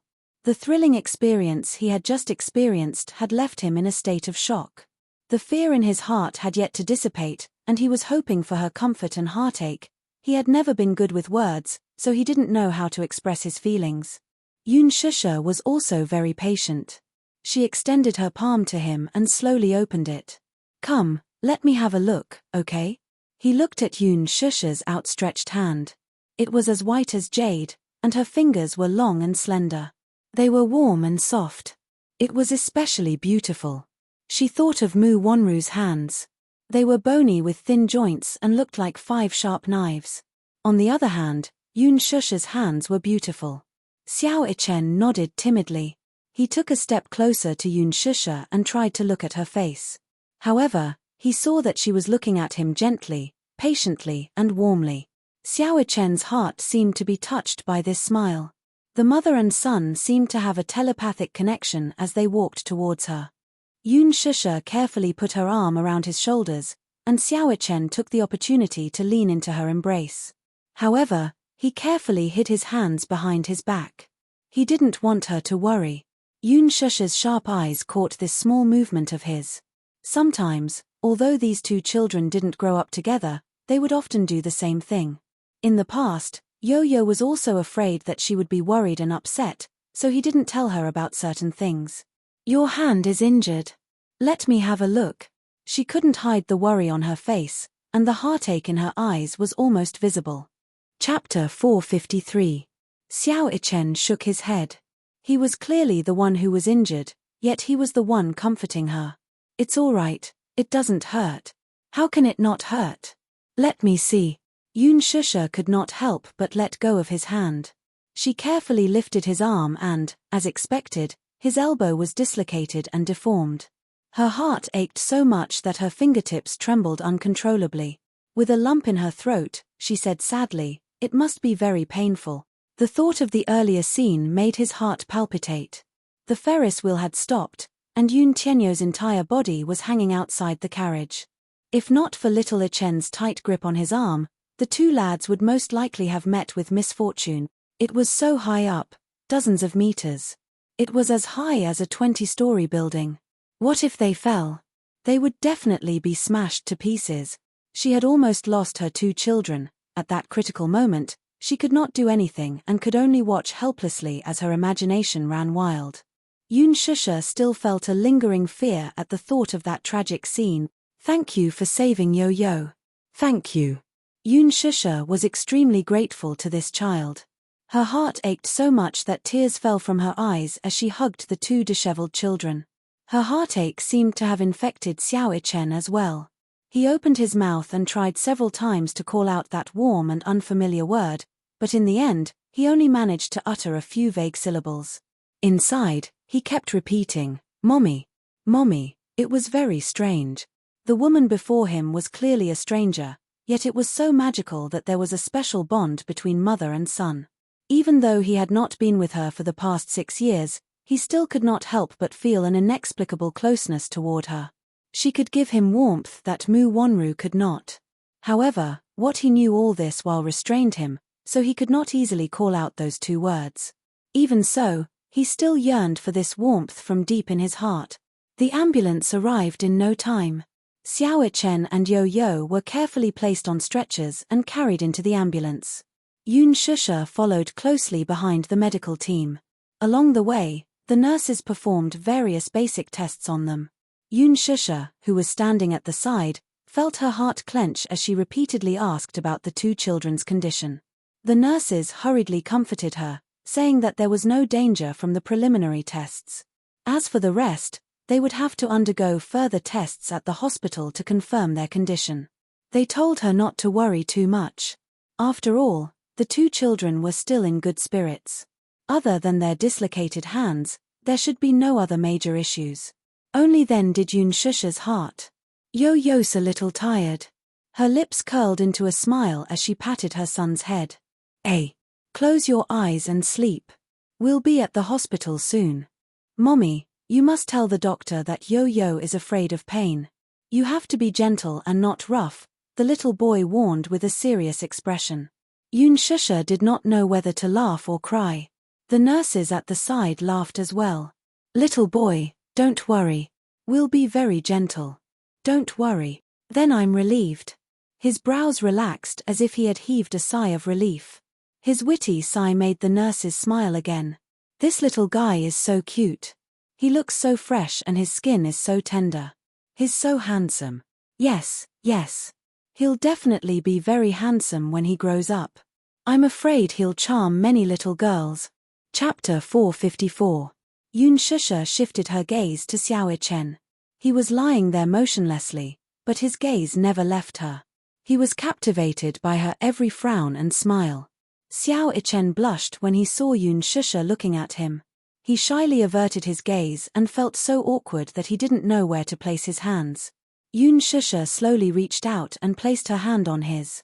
Her warmth traveled from the back of his hand all the way to his heart. Xiao Ichen's face turned even redder. His heart thumped furiously, and he was so nervous that he didn't dare to look at her. Are you alone? Yun Shusha asked. Why don't I see your daddy? Xiao Ichen's face darkened slightly at the mention of Mu Yaja. He doesn't want me anymore. He felt so aggrieved that his eyelashes fluttered down. How could that be? He dotes on you a lot. But he doesn't want me anymore. Really? Xiao Ichen clenched his fists so tightly that his fingertips almost pierced through his palms. Don't overthink it. What exactly happened? Yun Shusha comforted him. After being guided patiently, the little fellow finally told him the whole story. He told her about how Mu Yaja had given him a surprise birthday present and how he wanted to accompany him to Fairy Tale Valley to the Song Sisters coming over to cause trouble. In the end, he talked about how his father had gotten angry with him because of Song Enshi, and even left him alone in the amusement park. He told him everything in detail, no matter how big or small. Originally, he shouldn't have shed tears, but children were usually pretentious in front of their mothers. As he spoke, His eyes reddened, and tears flowed down his cheeks uncontrollably. This matter had obviously hurt him deeply. Yoon Shusha's heart ached when she heard it. She couldn't believe that Mu Yaja was such a cold-blooded father that he would leave his child alone in such a huge amusement park. She also learned from Lee Hanlin that before Mu Yaja left, he had specifically instructed Lee Hanlin to take good care of Xiao Chen. Although she couldn't agree with how Mu Yaja had entrusted his child to an outsider, Yoon Shusha still believed that Xiao Chen was still in his heart. Although Xiao Chen shouldn't take full responsibility for the previous incident, it was inevitable that he would let his emotions affect his decisions and solve the problem in the wrong way. As a parent, she should patiently guide him until he untangled the knot in his heart. Perhaps a father's love wasn't as delicate as a mother's love, so he couldn't solve the problem from the root. At this time, what she should do was to straighten out the knot in the child's heart and let him understand his father. She shouldn't stand on the child's side and instigate conflict. Hence, she said, your daddy definitely cares about you. You shouldn't think of him that way. He cares about Song Enya and Song Enshi, not me. Xiao Chen held back his tears and said with reddened eyes, today is my birthday. We should celebrate it properly. Yoon Shusha patiently comforted him again, telling him not to think too much. The ambulance soon arrived at the hospital. The two little guys were carried to the operating trolley and hurriedly sent to the emergency room. Yoon Shusha anxiously followed behind until she was politely blocked outside the door by a nurse. She then sat on the long bench outside the door in a daze, not knowing what to do. Chapter 455. Inside the doctor's office at the hospital. Song Enya sat anxiously in front of the doctor. The doctor looked at her, then at the man standing behind her with a cold expression. He slowly said, the child has a soft tissue contusion on his head, and he has a mild concussion. The wound has been disinfected and stitched up. Don't let it come into contact with water for the next few days, and avoid spicy food. Stitches? Song Enya was startled and could not help but interrupt him. Yes, how can he not be stitched up? The wound is a little deep. The child probably fell down the stairs and hit his head on the corner. The doctor adjusted his glasses and spoke in a more respectful tone. If it were any other patient, he would have long lost his patience after being interrupted repeatedly. However, he knew this woman's identity, so he treated her with utmost politeness and caution regardless of whether he offended her. Song Enya was stunned. Is the wound that deep? Concussion? Is it that serious? The doctor patiently explained, it's just a mild concussion. It's not particularly serious, so there's usually no need for special treatment. He'll slowly recover with proper rest. Will there be any impact on the brain? Will there be repercussions or something like that? No. The doctor rolled his eyes inwardly. How can it be that serious? This woman is simply medically illiterate. Song Enya asked many more questions, most of which were whether the stitches on the back of Song Enshi's head would leave a scar. The answer was yes. It was inevitable that there would be a scar, and it would be difficult for hair to grow in that area in the future. Fortunately, the wound was not too big. It was only 3 stitches, and the area was about the size of a thumb. Girls had a lot of hair, so they just needed to cover it up. Mu Yaja's thoughts, however, were not on Song Enshi at all. In fact, he knew Xiao Chen's character very well. Song Enshi kept saying that Xiao Chen had pushed her down and even bullied her. However, the truth was that he was not present at the scene, so he could only know a thing or two about the situation from the child. The only thing he was certain of was that Xiao Chen would not do such a bad thing. Compared to children his age, his personality was considered more mature. Therefore, he rarely played with children his age and always felt that they were childish. Therefore, it was even more impossible for him to take the initiative to bully a child, let alone commit such a vile act. However, the situation at that time was rather chaotic, and he did not have the time to understand what had happened. Song Enshi's cries alone were enough to give him a headache. At that time, the situation was urgent. The only thing he could do was to send the child to the hospital as soon as possible. After the incident, he deduced that Song Enshi and Xiao Chen must have gotten into some sort of conflict. Regardless of who started the conflict, Song Enshi must have bitten Xiao Chen first. In a moment of desperation, Xiao Ichen pushed her away. Xiao Ichen was a child who knew his limits. He had once warned him not to bully other children with violence. He had always been strict with himself and had done a good job. Perhaps Song Enshi had been pushed and tripped on the steps, causing her head to bleed. That was probably the case. That was his guess.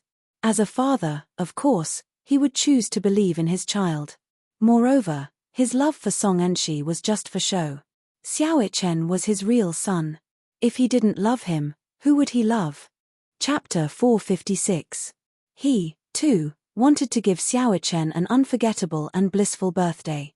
He had also pushed back many cases and even ended his agenda early to rush back and give him a surprise. But who would have thought that this birthday party would end in such a way where both sides would suffer? When they walked out of the doctor's office, Mu Yaja strode in front with Song Enya trailing behind him. She looked at the man's tall and handsome back and wanted to say something several times, but she stopped herself each time. This man's lofty image in her heart had always been irreplaceable. She had liked to stick to him since she was young. Logically speaking, since Jiang Qiming and Jiang Yishan were nieces, she should address this man as uncle. However, she felt that calling him uncle was too distant, so she always called him brother Mu, as if this form of address was more intimate. As she grew older, this feeling gradually evolved into a young girl's throbbing heart and adoration. Although the two were related by blood, there were many marriages between cousins in the rich and powerful society, so there were no restrictions. She had dreamed of becoming Mu Yaja's bride since she was young. This had always been her wish. It was just that he already had a fiancé. This became the biggest thorn in her heart. There was no doubt that Mu Yaja was a perfect man. She was proud and arrogant, thinking that only such a man was worthy of her. The Song family was one of the most powerful and influential families in the capital. In terms of status, she and brother Mu were a true match. That Mu Wanru, who came from nowhere, was not qualified to be brother Mu's fiancé. Song Enya looked down on her very much. After deliberating for a moment, she caught up with Mu Yaja and walked beside him. She said cautiously, "Brother Mu, there are some things that I don't know if I should say." Mu Yaja, who was in a state of turmoil, only frowned when he heard her words. He walked into the smoking room, took out a cigarette from the cigarette box, lit it, and took a deep puff. Song Enya followed him in. Seeing his cold face and furrowed brows, she immediately thought of something and said, "Brother Mu, are you worried about Xiao Chen?" Mu Yaja looked up at her but did not say a word. Song Enya continued, "Although Xiao Chen shouldn't have bullied and she like that, brother Mu, you were too cruel to leave him alone at the amusement park. Xiao Ichen may have trained in the special forces since he was young, but do you really feel at ease leaving him alone?" Ease? Of course, he was worried. He regretted it the moment he left him behind. However, as a father, the dignity he should have was not to be looked down upon. Little Ichen had never disobeyed him, especially in front of outsiders. He had always been strict with him. In such a situation, even if he felt wronged, he should have suppressed it no matter what. He should not have added fuel to the fire. A 6-year-old child should give way to a 5-year-old girl. This was the philosophy of the upper-class gentleman and the family's unspoken rule. It was not to be violated. He just wanted to teach him a lesson. Besides, how could an insensible child be angry with her? How could that be? However, Mu Yaja did not say anything. Disciplining the child was his family's business, and he did not like outsiders interfering. Chapter 457. Mu Yaja's eyes flashed with impatience at his niece's words. Song Enya did not bother to look at his expression as she continued, "Still, it's good to teach the child a lesson. Children shouldn't be spoiled, especially boys. If they don't follow the rules from a young age, they won't be like those hedonistic sons of rich families when they grow up. They won't be disciplined and will ruin the family's discipline. Because of this, I don't think you've done anything wrong." Her words didn't go through the filter of her brain. Mu Yaja narrowed his eyes slightly, and displeasure quickly appeared on his face. And she has never suffered like this before. She even had to get 3 stitches in her back.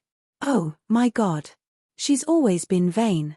If she finds out about this, she'll definitely kick up a fuss, Enya.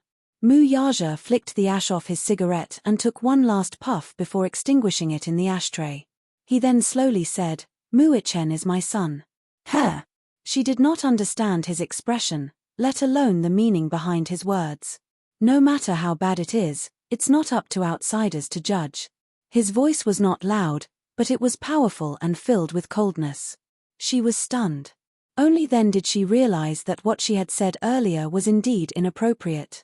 She was extremely vexed. Brother Mu Yaja looked at her coldly, his tone icy. I dote on you because you're my cousin.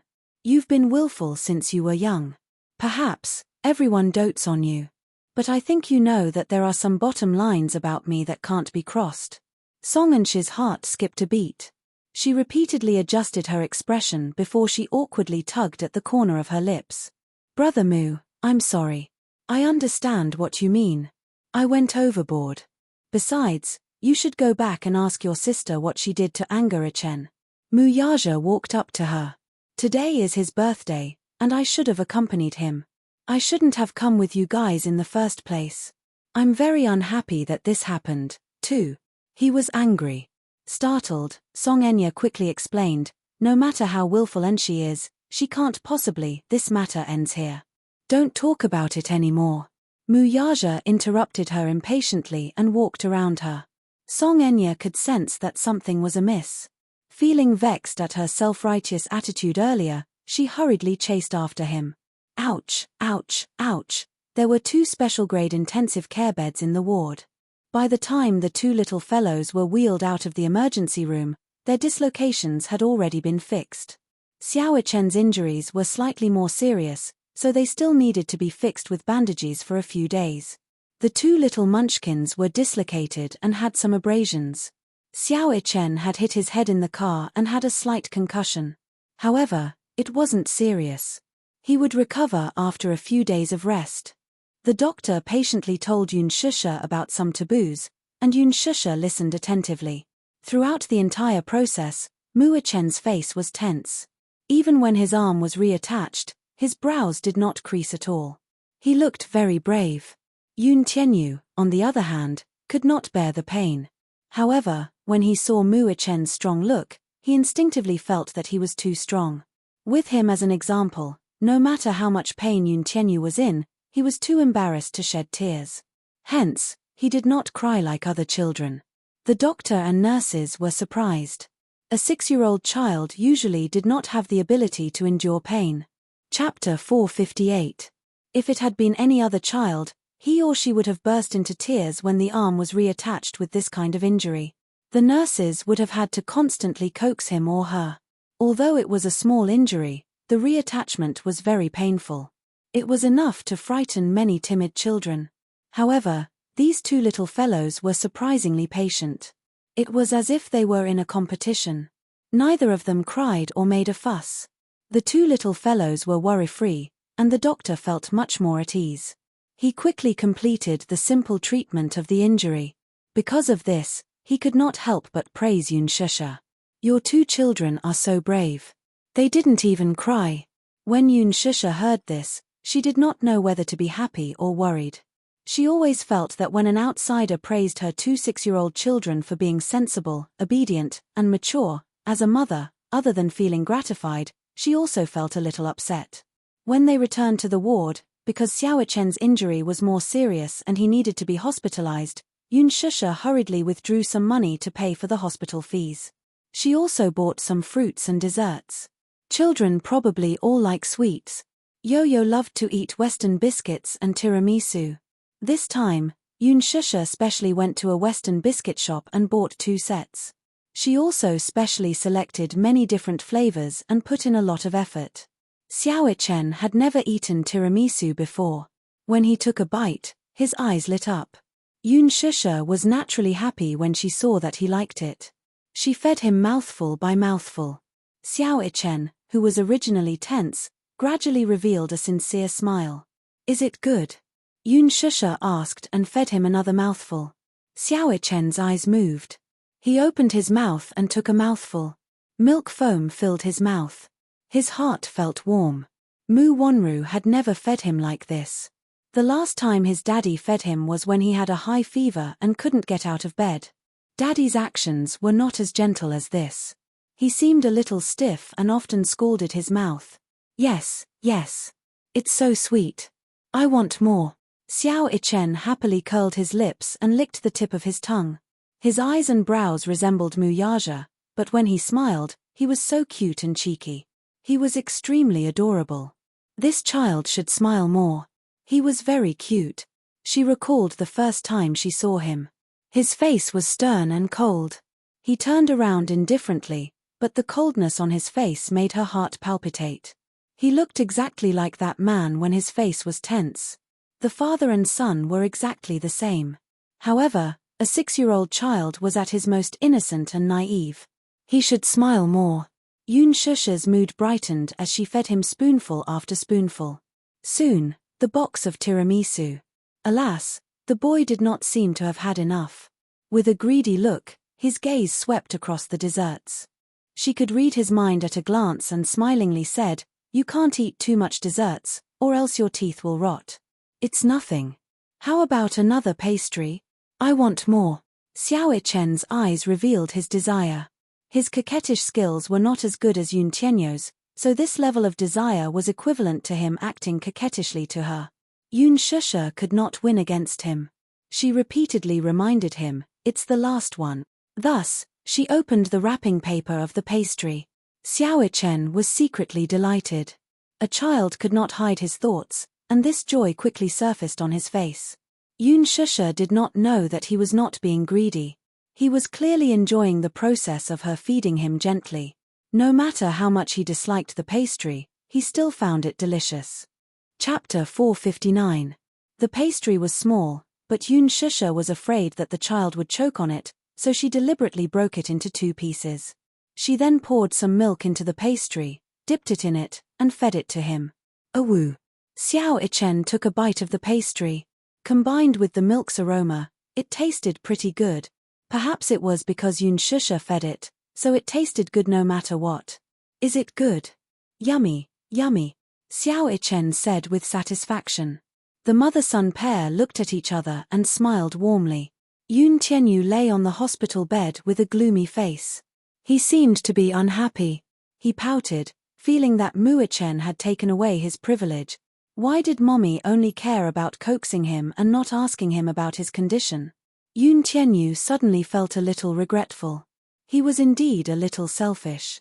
He was still a little reluctant to cede Yun Shusha's love to Mu Ichen. Initially, he had enjoyed all of her love and affection, but now, he had no choice but to accept it.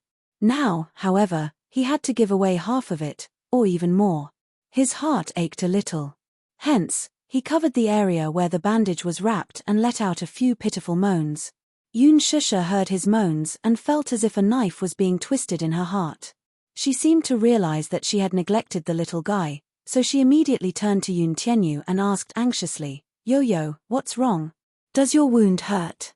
Yun Tianyu shook his head and pretended to be strong. "It doesn't hurt. It must hurt. Mommy heard it." Yun Shusha rubbed his little cheeks. "Yo-yo has suffered. Mommy, give me a kiss." Yun Shusha leaned over and planted a kiss on his forehead. Yun Tianyu was elated, but he proudly said, "Is one kiss enough?" "No, no." Okay. Mommy will give you 2 more kisses." Yun Shusha coaxed him. She then cupped his pink cheeks and gave him 2 more kisses. Yo-yo then pursed his lips in satisfaction. The tears at the corners of his eyes had yet to dry, so he said coquettishly, "Yo-yo's mouth is dry. I want to eat an orange." "All right. Mommy will peel it for you."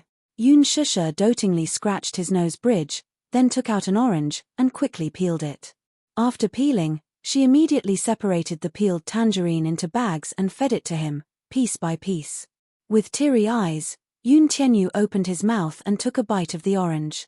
The sweet and sour juice immediately filled his mouth. Only then did his expression soften a little. Lying on the other bed, little Ichen stared at her with wide eyes. Inwardly, she was a little envious of the meticulous care Yun Tianyu received. Licking her dry lips in envy, she imitated Yun Tianyu and meekly called out, "It hurts." Yun Tianyu's expression froze for a moment. Was this lad imitating him? Yun Shusha was startled.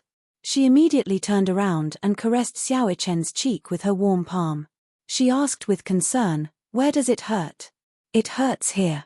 Xiao Chen desperately squeezed out 2 pitiful tears and pointed to the dislocated shoulder. "It hurts so much. Is it serious? Could it be that you didn't reattach it properly?" Yun Shusha was nervous and at a loss. Xiao Chen immediately comforted her. "It's okay. The doctor reattached it for me. It just hurts. I'll be fine after eating some biscuits." Yun Shusha, Yun Tianyu. Chapter 460. He did not even frown when the doctor treated his arm in the emergency room earlier, yet he was already acting pretentious when his mommy peeled an orange for him. Yun Tianyu's face was sullen. What was worse was that his mommy had fallen into his trap. Hence, she obediently peeled an orange for him by his bedside. Yun Tianyu was a little displeased. This rascal was clearly trying to snatch his mommy away from him, wasn't he? How could he let him have his way? Yun Tianyu's eyes turned to Yun Shusha, and he waved his hand. "Mommy, Yo-Yo wants to pee." Mu-Chen. Yun Shusha rushed over at once. She took the toilet paper from the drawer and carried Yun Tianyu to the bathroom. While Yun Shusha was carrying him, Yun Tianyu stuck out his tongue at Mu-Chen and made a face at him. He then smugly allowed Yun Shusha to carry him away. Mu-Chen was completely speechless. He did not think about Yun Tianyu's skills, though. Although he was young, he had Yun Shusha under his thumb. How could Mu-Chen be his match when it came to fighting for favor? Perhaps, Yun Tianyu was no match for him in terms of skills. However, Mu-Chen was no match for Yun Tianyu when it came to scheming. Hence, in the bathroom, Yun Tianyu, who had taken off his underwear, began to stall for time. "I can't pee." After a long while, he blurted this out. Yun Shusha did not know whether to laugh or cry. "Mommy will help you put on your underwear, then." "I don't want to." "Huh." Yun Shusha was baffled. After a long while, Yun Tianyu said, "I think I want to pee." Yun Shusha's lips twitched. "All right. Call me mommy when you're done." Hence, Yun Shusha was in a hurry to leave. Yun Tianyu pouted and said aggrievedly, "Mommy, don't go. I don't feel anything after you leave." Yun Shusha fell silent. "What does it feel like to poop?" He explained matter-of-factly, "It's a feeling of security." Yun Shusha, what was the meaning of this? After Mommy left, Yo-Yo became restless. Yo-Yo is afraid of being alone. He was quite good at using idioms. Most importantly, she had never seen him so clingy. In the past, not to mention going to the bathroom, he could even go to school alone. Why now, Yun Shusha, on the other hand, was a meticulous person. She found it strange for a moment, but she quickly figured out what he was thinking. Hence, she squatted down and calmly looked into his eyes. Yun Tianyu looked at her, too, only to be stunned by her odd expression and the teasing look in her eyes. "Mommy, what's wrong?" Let me guess." Yun Shusha asked casually. "Is my little Yo-Yo jealous?" She guessed it right away. Yun Tianyu kept quiet and did not say a word. He still felt a little awkward in his heart. Yun Shusha saw him lowering his head in silence and knew that she had guessed correctly. Hence, she cupped his little face and kissed his pouting lips. Her warm lips planted a soft kiss on his lips. Yun Tianyu's face quickly turned red from shyness. "Mommy, Yo-Yo, do you know? He's your older brother." "I know," Yun Tianyu said slowly. "He's my older brother. We have the same father and mommy." Yun Shusha was a little surprised to hear that. So, he knew all about it. She was quite surprised. Chapter 461. That's right. The two children should know when they meet. Children's minds can be very delicate and sensitive at times. Yun Shusha caressed his head and guided him patiently. "That's why you two should get along well." But his brows furrowed as he struggled internally. He knew that he was a little selfish and perhaps a little narrow-minded. Initially, he wanted to generously give half of his mommy's love to Mu-Chen, but when he really did so, he was conflicted and reluctant to do so. This was especially so when he saw how gentle Yun Shusha was to Mu-Chen. His heart felt a little sour and stuffy. There was a lump of pent-up anger in his heart that could not be vented or dissipated. He felt very upset. He could not really share his mommy's love with Muichen. Yoon Shusha's heart clenched when she saw his aggrieved and upset expression. She then asked, "But what?" "But, Mommy, Yo-Yo loves you, and Mommy loves Yo-Yo, too. That Muichen, doesn't he have his daddy?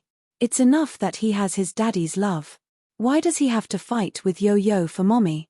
He's not fighting with you for Mommy." Yo-Yo's face suddenly showed an unprecedented panic and uneasiness. He grabbed Yoon Shusha's hand and held it tightly in his palm. "But he's clearly fighting with Yo-Yo. Mommy belongs to Yo-Yo. Yo-Yo, you must remember that Mommy isn't yours," Yoon Shusha patiently corrected him. Yo-Yo's eyes widened slightly. The focus in his eyes instantly became unfocused, and soon, dense ripples appeared in his eyes. Yoon Shusha's words were undoubtedly like a sharp sword that pierced his heart painfully. Wasn't Mommy his? The moment he recalled what his mother had said to him, he felt as if the sky had collapsed. His eyes were empty and his face was blank. A crystal-clear teardrop rolled down his cheek. Yoon Shusha frowned. Her heart ached because of the sadness in his eyes. However, there were some things that she had to tell him even though he was still young. Mommy isn't a thing. She shouldn't be Yo-Yo's private property. But Yo-Yo, you have to understand that Mommy loves you. However, Yo-Yo was still feeling very sad. The sound that came out of her throat was choked and broken. Her thick and long eyelashes were wet with tears, making her look even more pitiful. But Yo-Yo loves Mommy. I hope that Mommy's love is only for Yo-Yo and not for anyone else. Yo-Yo, Mommy loves you and dotes on you the most. You should be able to feel it, right? Yoon Shusha was a little anxious as she pressed his hand against her chest. Through the fabric of her clothes, he could feel her warm heartbeat. Muichen, he's your older brother. Both of you are Mommy's flesh and blood.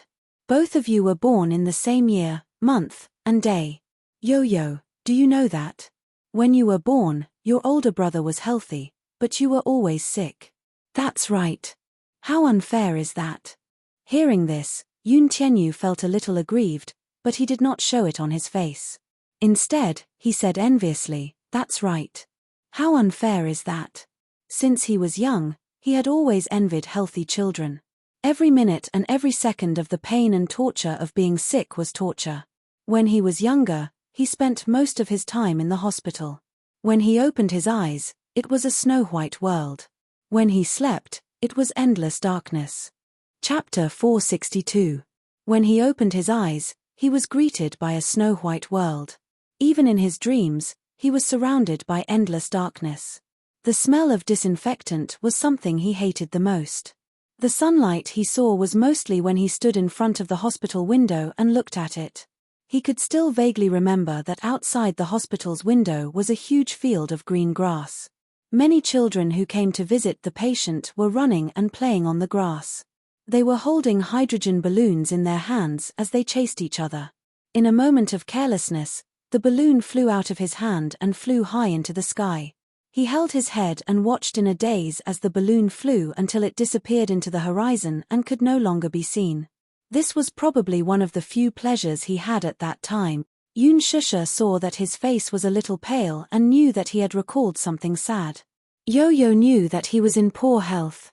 He also wanted to play, but the doctor had warned her not to let him run too much.